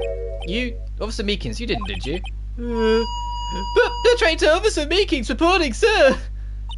What? What? Now this is an unexpected turn of events. Talk to Meekins about everything. Stop doing that, that hurts my ear. Sir, I'm a patrolman of general affairs, sir. Sir! Ow, I can hear you fine, Officer Meekins. I had some business that day, sir. So I went to the evidence room, sir. The guard station in front of the room is empty, sir. So normally there's a guard at the evidence room. That's right, sir. Because evidence is kept in the evidence room, sir. So the security officer was none other than Officer Marshall. Marshall? Then, sir, I happened to glance at the security room monitor. That's when I saw him, sir. A suspicious person in the evidence room. A suspicious person, sir. A suspicious person. Ow! What the heck is this guy doing? So what happened then? After that, sir, everything went right. I saw red. I blacked out. And when I came to, I was here in the detention center. How long were you out? Days? Might I ask, what happened to your hand? Sir, there was no one to bandage me, sir. So I did what I could to wrap it up, sir. A bandage on his hand? Just like Miss Sky. Yet another similarity between this case and the other at the prosecutor's office. First thing... That's Phoenix. That was Phoenix. First things first. Tell us how you hurt your hand. I don't mean to pry, but are you the perpetrator, correct? You killed Detective Bruce Goodman in the evidence room, right? Sir, please don't look at me with those sad puppy dog eyes, sir. If you have to label me as a perpetrator or victim, sir, then label me victim. I would, but you happen to be in detention, and alive and well at that. Well, yes, well, that's true, sir. I suppose you could say that. Did you know the victim, Detective Goodman? Well, sir, if I had to label him as a stranger or a total stranger, then I'd say he leans heavily on the total stranger side. So you didn't know him? Sir, I worked in a tiny department devoid of light or other creature comforts. I don't know any detectives. So, if he was a total stranger, why did you stab him? Sir, I had no intention of killing him, sir. None. Nor do I have any recollection of killing him, sir. At least someone around here is more confused than I am. About your hand, did this happen during the course of the crime? Well, you see, sir, Don't you think you should just confess? But sir, but there's nothing I could do. Nothing you could do? Sir, to tell the truth, sir, when it happened, when the detective pointed that knife at me, I just hollered, sir. And then the next thing I knew, I was unconscious. The next thing you knew, you were huh? Then when I opened my eyes, I was alone in the evidence room, sir, all alone. Alone because Detective Goodman had disappeared. What? Then when I looked down, I was gushing blood from my hand, sir. Oh, the shock, oh, the sorrow, sir. Can you imagine how I felt? The victim's body disappeared? That's some story. First things first, sir. This was a voice I used to fall back on a lot when I was younger. Like when I was in secondary school or college, we did use not like voice acting per se, because also we're not professionals, but we did use like voice characters, and like whether it was like D&D or whatever, or like like he's reading something with on voices, and I loved doing that voice. It's next to my Kaiba voice. Card games. I loved doing those voices all the times, and so it's like Meeseeks is the perfect. It's not Meeseeks, it's Meekins. Sorry. Excuse to do this voice. I'm living for it to come back to this this old classic for me. Anyway, where do we go next? Present Goodman's ID to Meekins, and then talk to him further. It was ID, I said, wasn't it? Yes. Do you think you could take a look at this? Hey, that's it, sir. That's it. Stop. Take this away from him. That's what? My head was a blank to this very moment. But, sir, now I remember, sir. You mean you remember what happened? Correct! Why does he keep doing that to his injured hand? Correct, that card was the cause of all of it. This ID card? Exactly, sir, that's exactly it. Nothing could be more exact, sir, nothing. I might just do this. I'd better pry into this one a little deeper.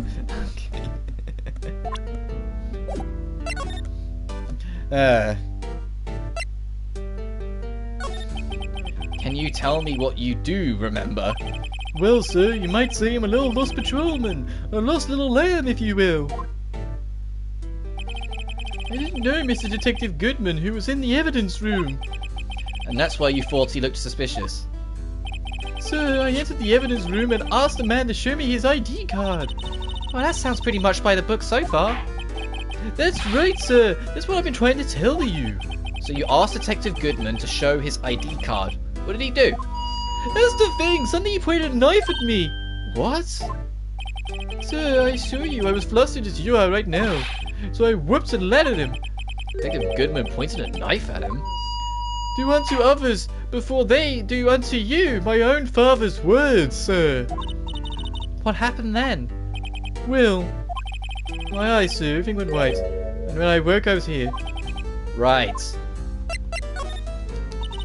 So, Officer Meekins, why was it they arrested you? What do you mean, Emma? Let's look at what we know.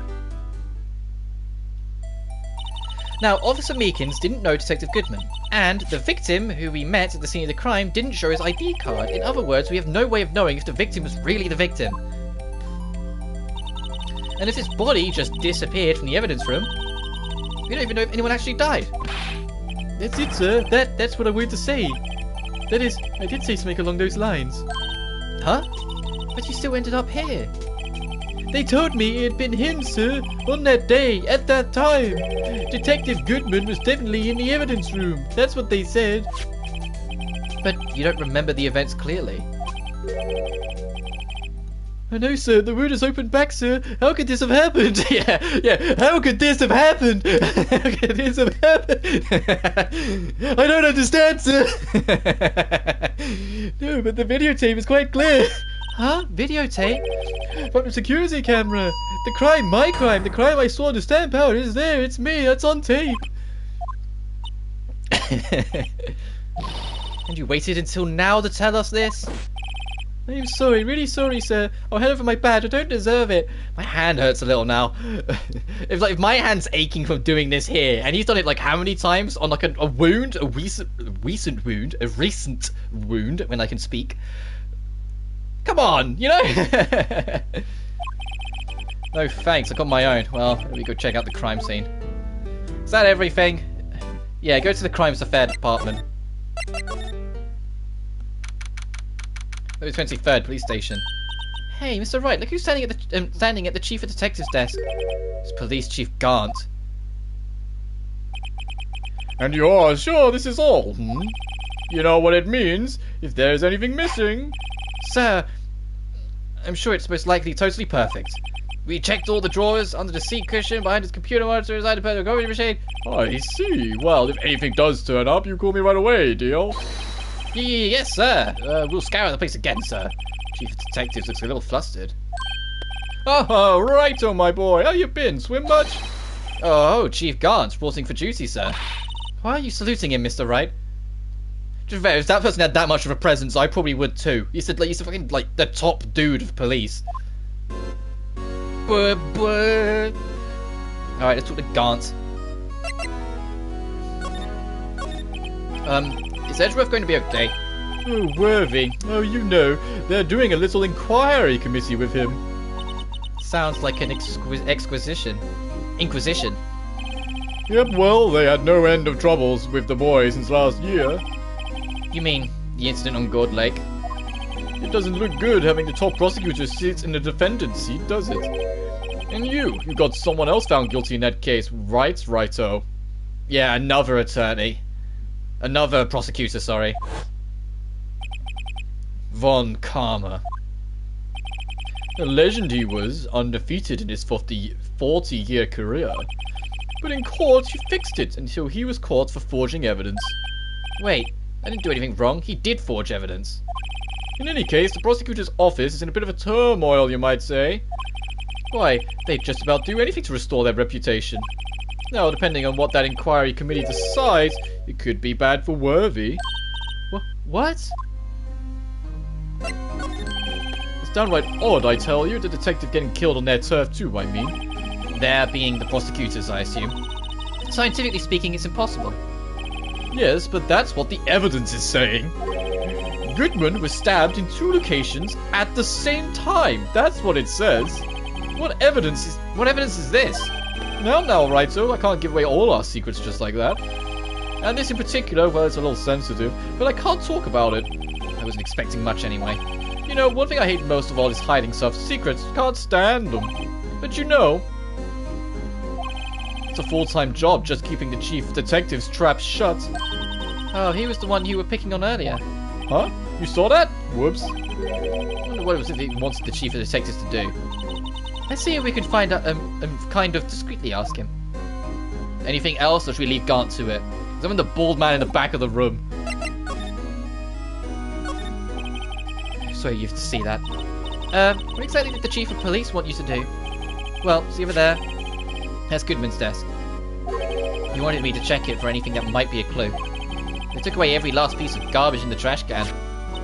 So nothing belonging to Detective Goodman is still there? Of course not. Well, except for this. What? You kept something? Sure, why not? It's not important. He didn't even finish writing it. It's a lost item report, but it's only half complete. A lost item? Did Detective Goodman lose something? The date is on February 21st. Better make a note of that just in case. Oh, it was Phoenix that said that. I thought it was because she brought out her book. It was her doing it. We should really get back to investigating the police department crime scene. Oh, we need to get his permission. Actually, I was wondering if I could ask you a favour. Well, I never thought the day would come and Wright to ask me for help. I was wondering if you could, if we could investigate the evidence room.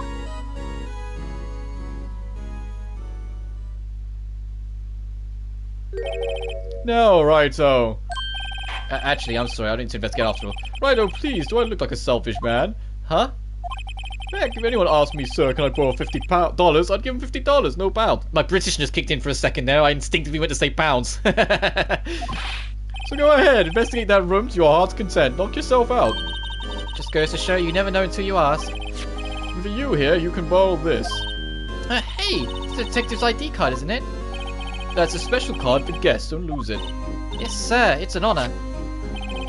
You just run along and do your best now. Later, folks. Okay, go. I should be back. I'm going to wrap up at the end of this investigation for the record, John. But if I don't catch you, I'll see you tomorrow. You take care. That's pretty cool with my lapel, doesn't it? Do you think a real ID? You seem happy. Yes, sir, because... Sir, we get to go into the evidence room now, sir. I think this places a bad influence on the girl. Now we've got permission to enter. Go to the guard station.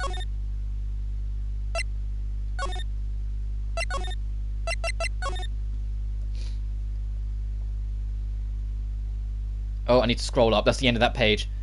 How much we got more? Guard station, that one. Okay, 4 more locations, and then I said I'll wrap up this stream because we'll go into the next trial, and then we'll do the rest tomorrow. Okay, so examine door. The evidence room is beyond that door. And we have the ID card from Chief Gant. Let me just walk in. Won't open. Aha, the card reader is turned off, see? What is this security guard thinking? Howdy, partners. Well, well. What's made my Bambina's sky so grey? Officer Marshall. Does it have to be him? What's that? Why does it have to be him, look for?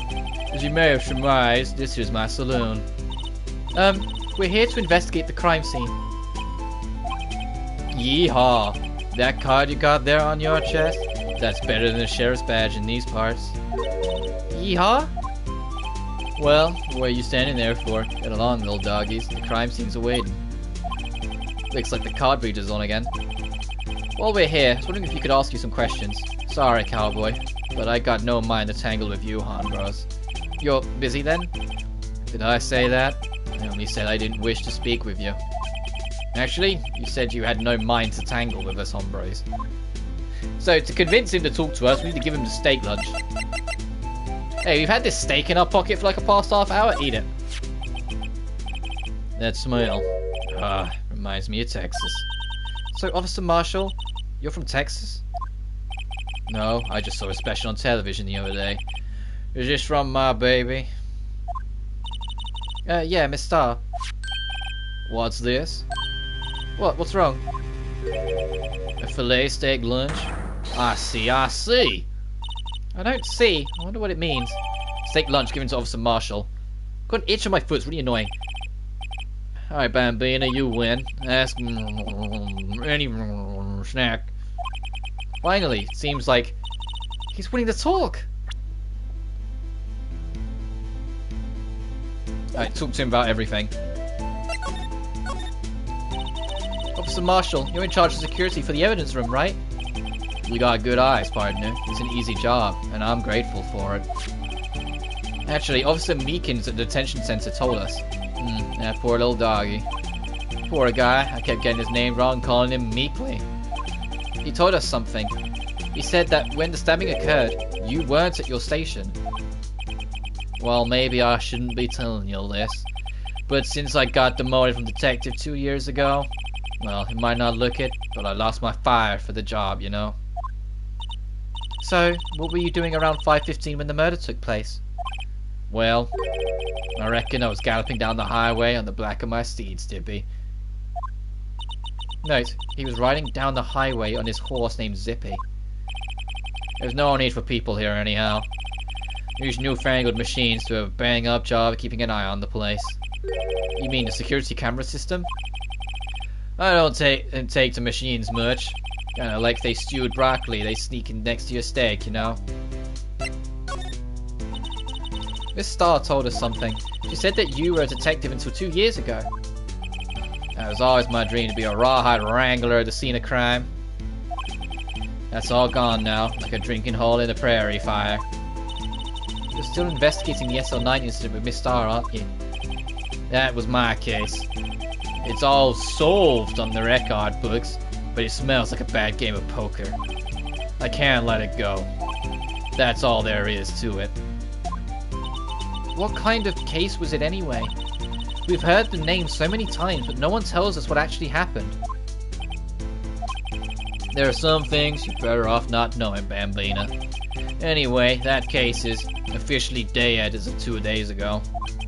2 days ago? The day of our case? That's right. The evidence transferals. Edgeworth is talking about the transferals too. I know that maybe 2 of the machines in here do. Only 2 of them? There must be a dozen!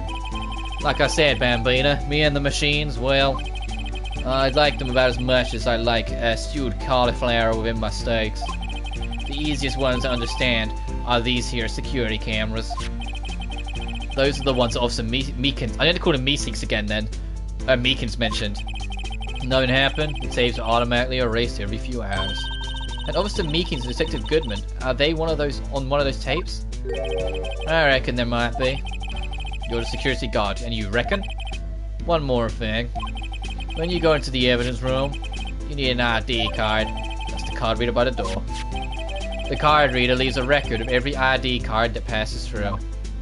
That would be nice evidence to have. Who's 77777777? So it was at 514 5842189. That's the one we recognise. Hey, I've seen that somewhere before. Sorry, Bambino, I can't show you any more than that. Huh? I haven't heard whether this is related to the case yet. Mr. Wright, I saw a number on that record just now. I've seen that number before. Maybe there's some way I can prove that this record is tied to the stabbing. So, but could you explain this whole transferal thing is about? We keep only evidence from solved cases in this room. They're kept under presiding detective's supervision for 2 years. So we can reinvestigate them if it turns out there was a mistake, see? So what happens to the evidence after 2 years? It goes to sleep forever in the underground vault of the county sheriff's department. That's what we call a transferal. We do it every February. I see now. Transferal is like a funeral for all cases. 2 years after a case is solved, it's closed forever, dead. Never to be reopened again, never to be reinvestigated. And that happened to SL9 2 days ago. So unlike when it was like DL6, it was like, we could try and wrap it up. And it's like, no, this case is wrapped up. There's something left to prove. We present the ID to him. See this? This is the victim's ID card. There's one on the ground in the parking lot. The number on this is 5842189. Officer Marshall, show us that ID card record again.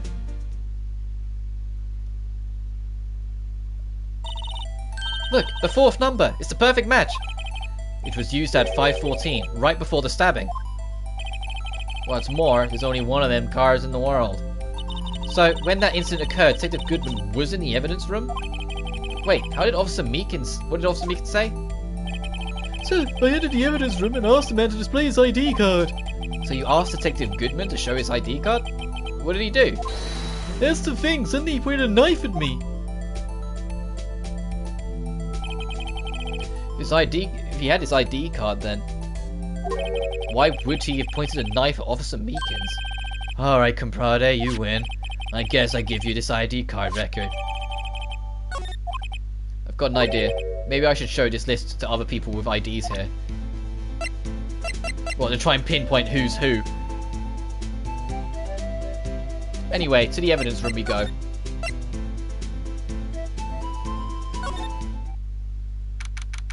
February 23rd, evidence room, sector 3. It's quiet. The investigation must be over here. So this is the evidence room? It's really kind of like a graveyard. Graveyards are supposed to have grass and trees. This feels more like a morgue. Nice try, Mr. Wright. You can't scare me. Ah! Whoa!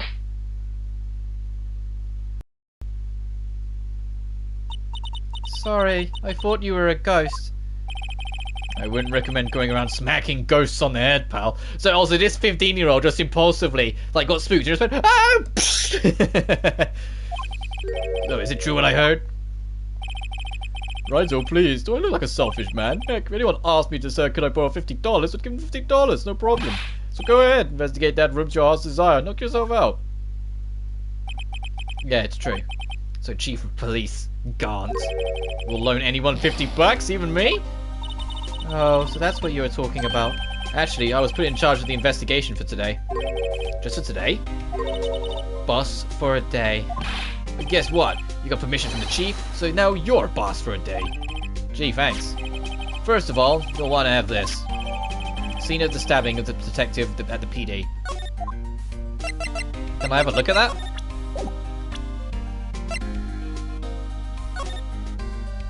Okay.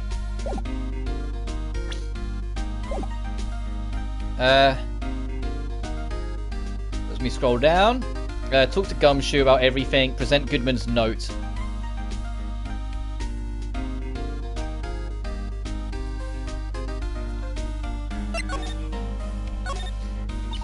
So, Detective Gumshoe, your boss for the day? That's right. It's an honor. After all, the murder took place right here in the police department. But if you're boss, why are you all alone? Where are your underlings? They're using yesterday's findings to prepare for tomorrow's trial. In other words, you got kicked out of the investigation again. I'm adamant, though. I'm going to take control and put this case to rest. My own evidence locker, pal. You have a locker in here too, Detective Gumshoe? Aha, of course. I am a detective after all. They gave me a locker that only I can open, pal. Only you can open? I've always believed in Mr. Edgeworth, no matter what happens. So, Mr. Edgeworth is with the inquiry committee right now? Right? They're trying to figure out who's responsible for the mess up in the court today. I see. I guess this is what you call fate. Mr. Edgeworth just can't get away from that case. That case? Yeah, that case. The SL9 incident, of course.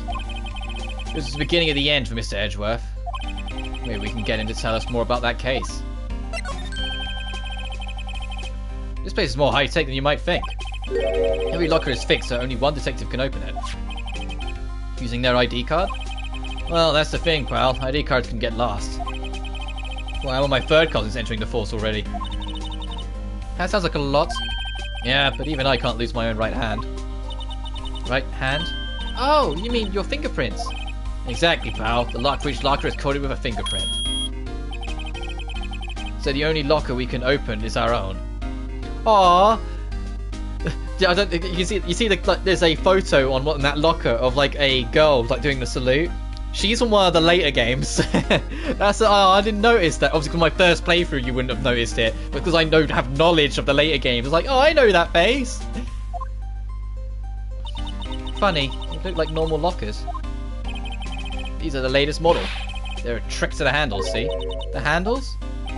On the other side of the handles is a sensor, and if the wrong person touches it, you get a shock.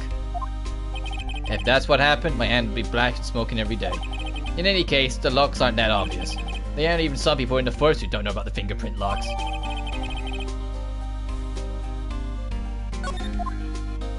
Okay, present Goodman's note to Gumshoe. I was going to be passing this thing around. Rid of Goodman's note and that switchblade knife. But Edgeworth was the most surprised of anyone, because of the SL9 connection. That was Mr. Edgeworth's first big case, 2 years ago. That was the first time the world knew Edgeworth was a man to be feared. But why would the evidence from the case turn up now? I guess it's not over, pal. Maybe there are some loose ends left on that case. No, that was a bloody violent case. Violent? So it was a murder? A serial killing? Serial killing? Maybe I don't want to get involved in this after all. But the killer made a mistake, and Mr. Edgeworth built his case around that to nab him. And that was 2 years ago? That put Mr. Edgeworth right in the spotlight. And started the rumour mill. Rumours about forged evidence? It was supposed to be all cleaned up with the transferal the other day. It was the last job he ever did. Detective Goodman, that is. Huh? What do you mean? Detective Goodman was the detective in charge of the SL9 incident, see? So, that switchblade knife. The victim took the knife out of the evidence locker himself. Present the ID card record to him. Could you take a look at this? This is the ID card record of people who came in here on the day of the stabbing. Oh, I heard the rumours. So it was Goodman who came in here at the time of the murder. Whoa! What is it? That second number. It's not your ID, is it, Detective Gumshoe? Mr. Edgeworth. What? The second number on this list belongs to Edgeworth. What? What? The card updated. Why would Edgeworth have come to this evidence room? Okay, so we've named the owners. Okay, we need to figure out who Sevens is, who 4989596 is.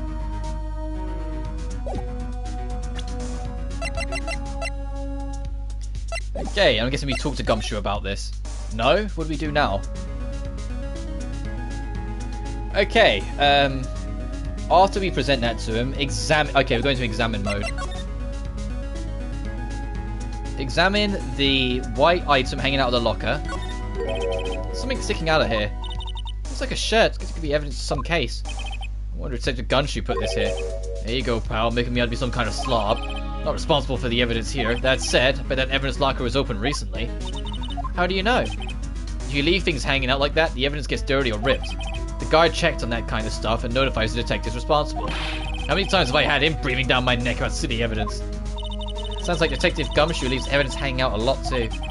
But he doesn't tuck his shirt under his trench coat either. Trying to tie behind someone's back? Don't do it right in front of them, pal.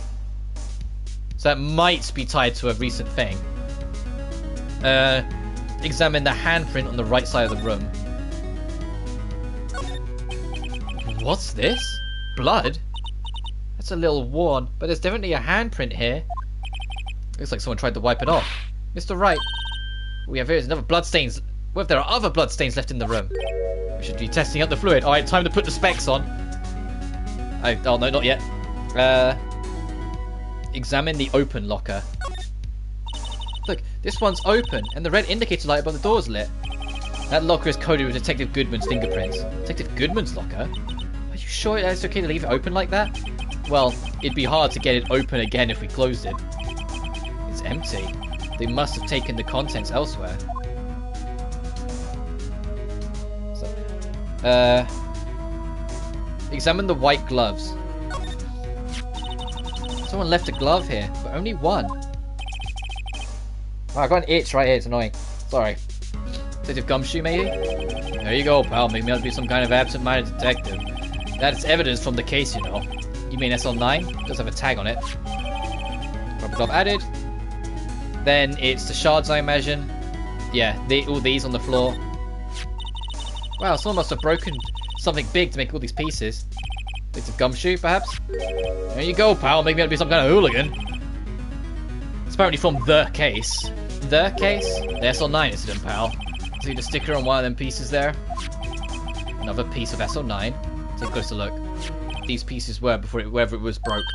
Wanna try put it back together? Ah, good luck, pal. There's no job for amateurs. Why, I spent a good 3 hours on that before I'd give up.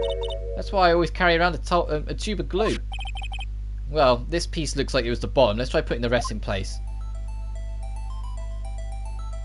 Oh, geez, we actually got to play this game.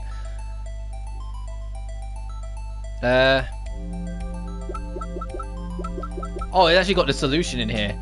The fight is 5, so 1, 2, 3, 4, 5.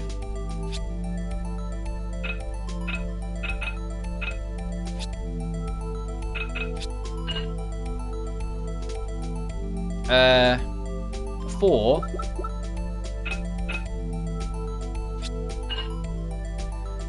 Six.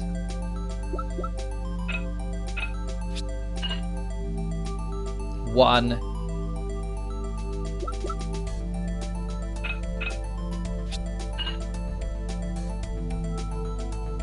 8.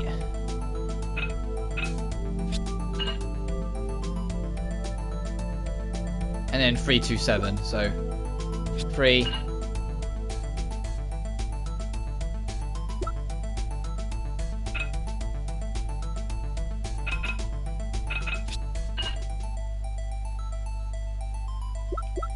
That's the lid. It's missing a big piece still. Huh? Well, I think we did it, but it's missing. But some of the pieces are missing. You know, I got that far too in 2 minutes myself. No problem. The problem is finishing it. Some pieces stolen? I bet they were missing to begin with. Still, they don't look like the most stable kind of jar. I kind of understand how it got broken.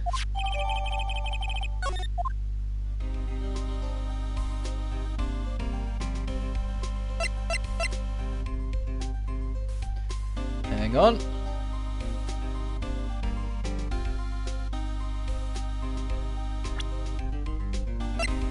Where's our fluid? There it is.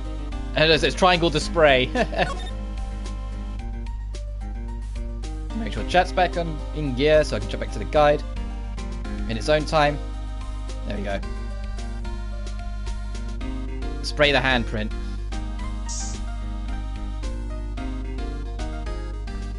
Just the handprint? Is there anything else I should be spraying? Spray the locker with the right item with this hanging from it.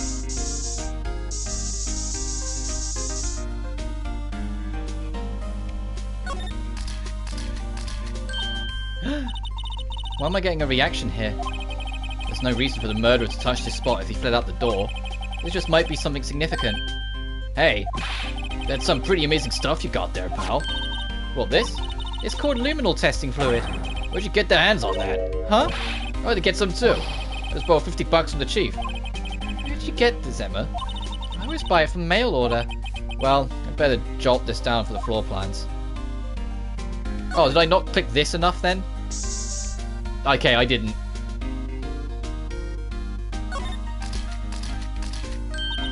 I knew it. There is someone's right handprint. What? What's the matter, detective? That locker, it's mine. It's yours? Please, you have to help me. When will they come to take me away? Unless you testify that I wouldn't harm a fly. You do that for me, won't you, pals? It's an important clue. I'll just write down the floor plans. Going on, you guys. Believe me, you can't trust the police. What? But you're a detective. So you are the police. What are you on about?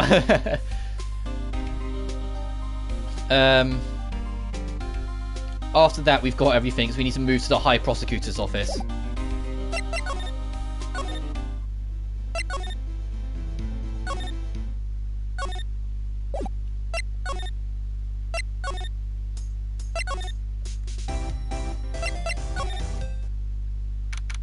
February 23rd, High Prosecutor's office, room 1202. Well, this place is definitely as classy today as it was yesterday. And I'm sure it will still be just as classy tomorrow, Emma. Incidentally, Edgeworth's not here. I'm sure he's off doing important investigations. Oh, that's what he's doing. I guess we'll have to come back. What? Am I missing something?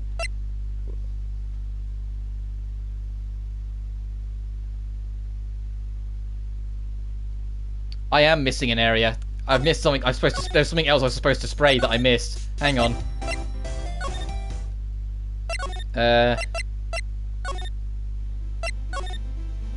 There's one tiny thing I missed. No, I need to go to the spray.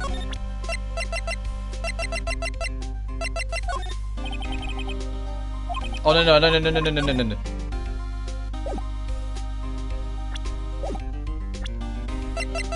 You have to go court record. I press X to present. I need this, and then slide, and there's something on the tape.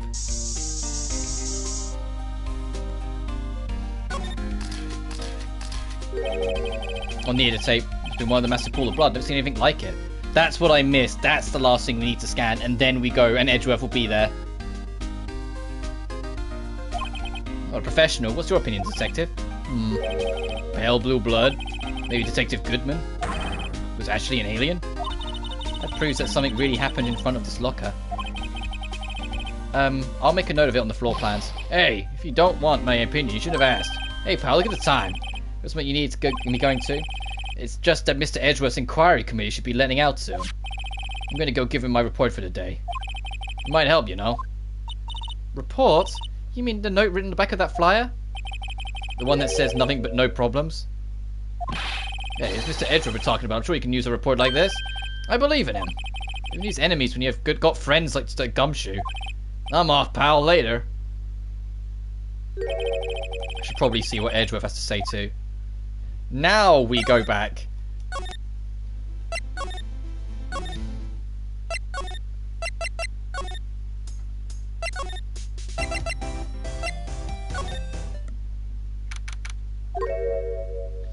Bellboy?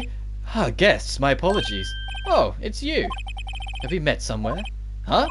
Mr. Edgeworth, I beg your leave so long. Is Edgeworth here?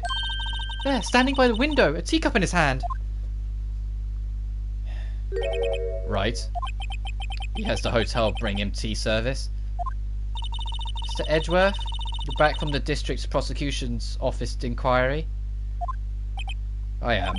By the way, Detective Gumshoe was looking... for you. Yes. He brought me the latest information, it seems. Really? Was it helpful?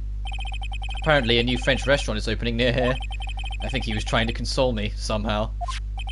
The real info is on the other side, Edgeworth. Poor Mr. Edgeworth. I think this whole thing is really taking a toll on him. But, is it just talk to him? Yeah, just talk to him about stuff first. So, how did the inquiry committee go? Actually, they decided to treat this not as a case of concealing evidence, but as a communications error during the investigation. Concealing evidence? Yes, apparently there were some who believed that I concealed evidence. They gave me a warning. You were lucky this time again. Again? I've heard them say that so many times, ever since that case 2 years ago. Are you okay for the trial tomorrow? Well, I'm still the presiding prosecuting attorney, however, something happened. They gave control of the investigation over to the police department. The police department? Yes. Any further investigation for this case will be directed by the chief of police, Gant. I can do nothing but wait for his results. I see. Why, I ask you? Why? All along I've only done what I believe is right. I have nothing to be ashamed of. But still, well, I've never seen him this out of sorts. Present the ID and Goodman's note. Or the card record. Oh, right. I'd better check this now. As I was saying, What's this? A record of ID card usage? Edgeworth, you went to the evidence room that day, didn't you?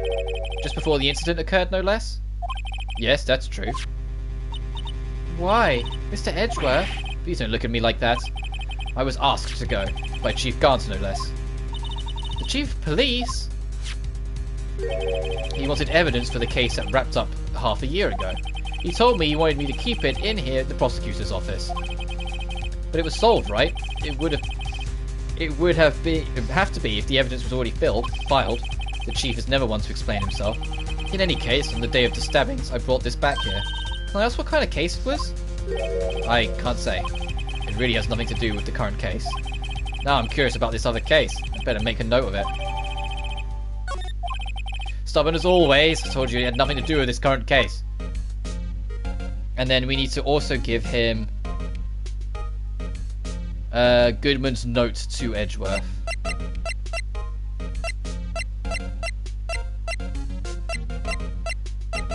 God, look how many pages of this we got. I have to try and find this shit. I know you. You've probably got a hold of some information already, right? It all has to do with that case you were on. The SL9 incident. And some dark suspicion you are wrapped up in. You are the man who revived the worst memory of my life. I figured I'd be telling you about this sooner or later. He must be talking about his father's murder in the elevator.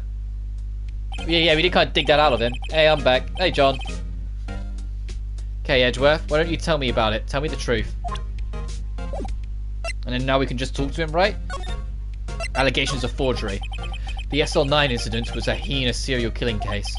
The head of the investigation was the deputy chief of police at the time, Damon Gant.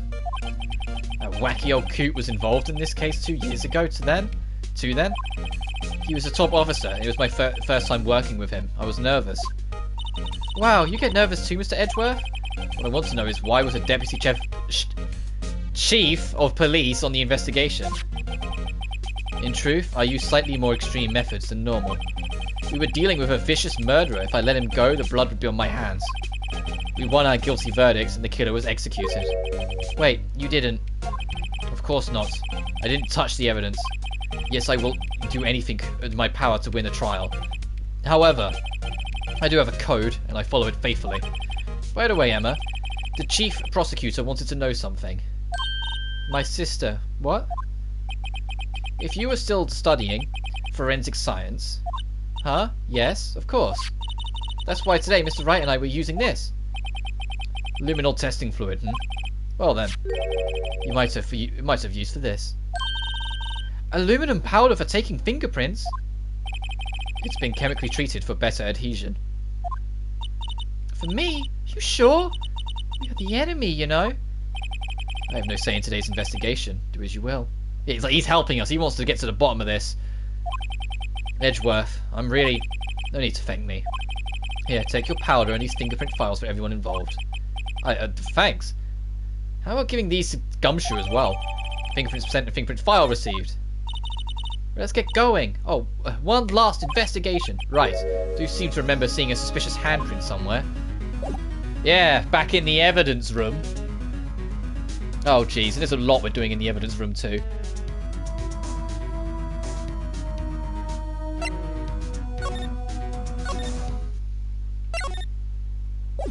Where's Miss Sky gone? She was here like a moment ago. Not Miss Sky, Angel Star.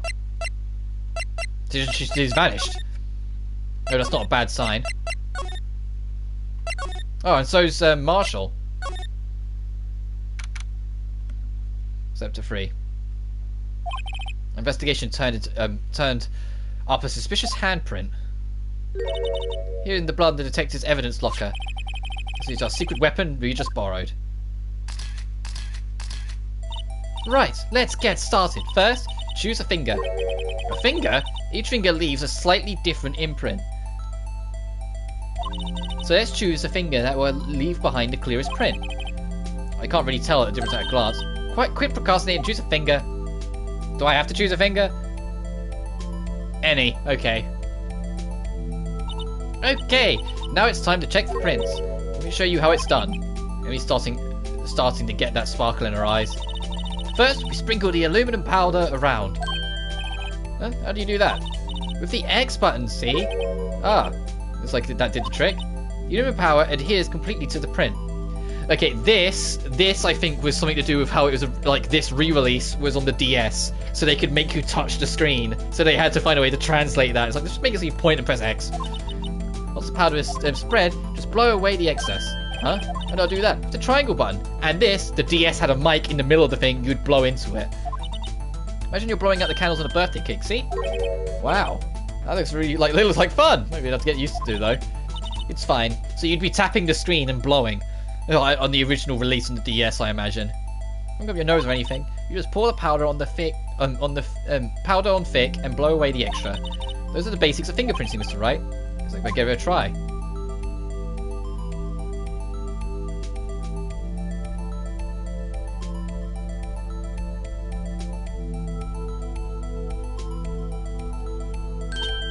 Aha! You did it! You found one. But this looks nothing like a fingerprint. Well, you mentioned it. I guess it doesn't. What does it mean? I think it means we're out of luck. Out of luck? The person who left his handprint must have worn gloves. Don't tell me you've been wasting our time here. Hey, calm down. It's just the way it goes sometimes with scientific investigations.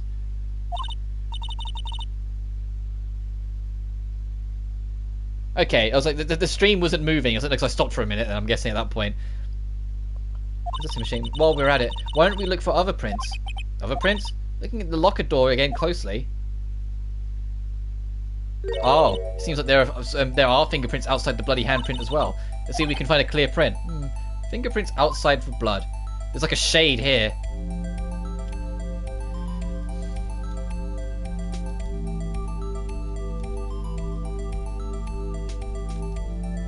Aha!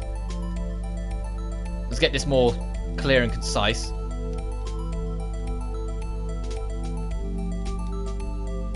How much clearer do you want it? I'm waiting for Emma to come in and go, oh, there is something there.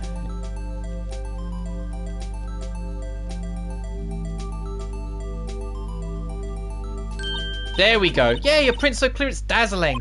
Yeah, it just took a while for the game to register it. I guess I wasn't enough pixels. Anyway, this print took a lot of effort to find. Let's match it up right away. So we're not done yet? This is quite a process. Well, there's no point in finding a fingerprint and not knowing who the owner is, right? Guess she's right. Look at the fingerprint data we got from Edgeworth and point out that the person you think left these prints. Huh? How am I supposed to know who that was? I could make a pretty good guess. The bloody handprint and the fingerprints are in different places, right? That means that the prints probably don't have anything to do with our case. So whose fingerprints would we most likely find in this evidence locker?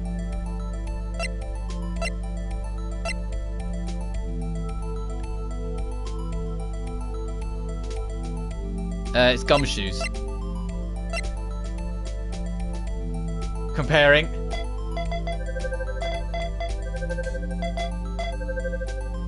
That's kind of cute. Aha! So these prints belong to Detective Gumshoe. Something wrong, Mr. Wright? You gave me this so what look. I guess that's probably because I was thinking so what. Okay, so we just came up with nothing this time, but there's always next time. Sometimes you hit, sometimes you miss. You gotta roll the punches, Mr. Wright. Thanks for the sympathy. Wait, if I remember correctly, there was one other handprint in this room. Let's check that out.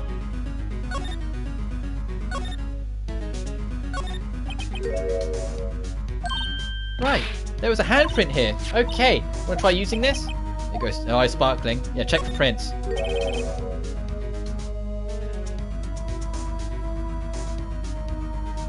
Let's go for prints. Okay. Okay, that's a spirit. Oh, but it's what I should warn you about first. What? The areas with the blood are wiped away, right? We only end up finding it using chemical means. Any prints in that area would have been wiped away too. Oh, right. So that means no prints. Would you say the probability of your hypothesis is high? Don't ask me. Anyway, we must try to find prints where they weren't wiped away.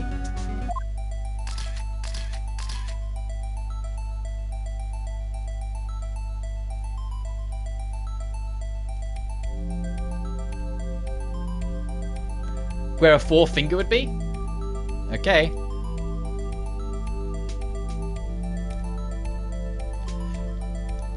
Just mash the crap out of the X button as we go around to make sure we get as many fucking pixels as humanly possible.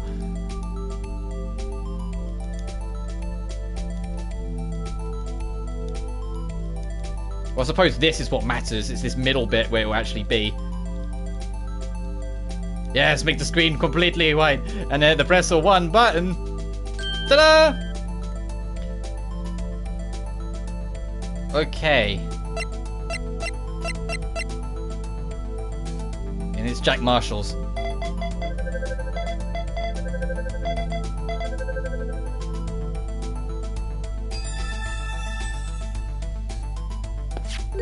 Hey, these fingerprints, they're... Whose are they? Whose? Is it someone I know? It's Officer Marshall. Huh? Officer Jake Marshall? His fingerprints added to the court record. That's got to be a coincidence. He's not involved in the crime. Emma, this is decidedly different from Detective Gumshoe's prints. The luminal reaction. The blood and the fingerprints are in the same place. Oh. Oh. So we have Jake Marshall's fingerprints on a white blood stain. But why would Officer Marshall... It looks like our investigation is finally turning up some results. I guess this is what you'd call a decisive evidence. I don't believe it. To be continued. And that, for the sake of time, is where I'm going to be wrapping up the stream. Because we're close-ish to the halfway point. We've got day 3 trial former, day 3 trial latter, day 3 investigation, and then day 4 trial former and trial latter before we're done. So I'll try and knock that all out tomorrow. Keyword try. But I think that's going to be my wrap-up point. So let me transition back to the actual stream so I can see you guys. There's a lot more to still solve. And obviously, if it being another day of trial and another, investigation yet to happen, we're not close to actually finding out who actually is the villain in all this. And who did all this. We've still got a ways to go before we're there. But we'll find that out tomorrow. As I said, tomorrow I'll be wrapping up this stream. Then I'll take both Sunday and Monday off. And we'll come back with Justice for All, the sequel, on Tuesday. So I'll see you guys all tomorrow. But until then, as always, thank you so much for watching. And I'll see you next time. Peace. I need to disable my camera first. I need to remember to do that. Because otherwise it will auto be on, then I start the next one. So if I turn off the camera, then I can click stop broadcast.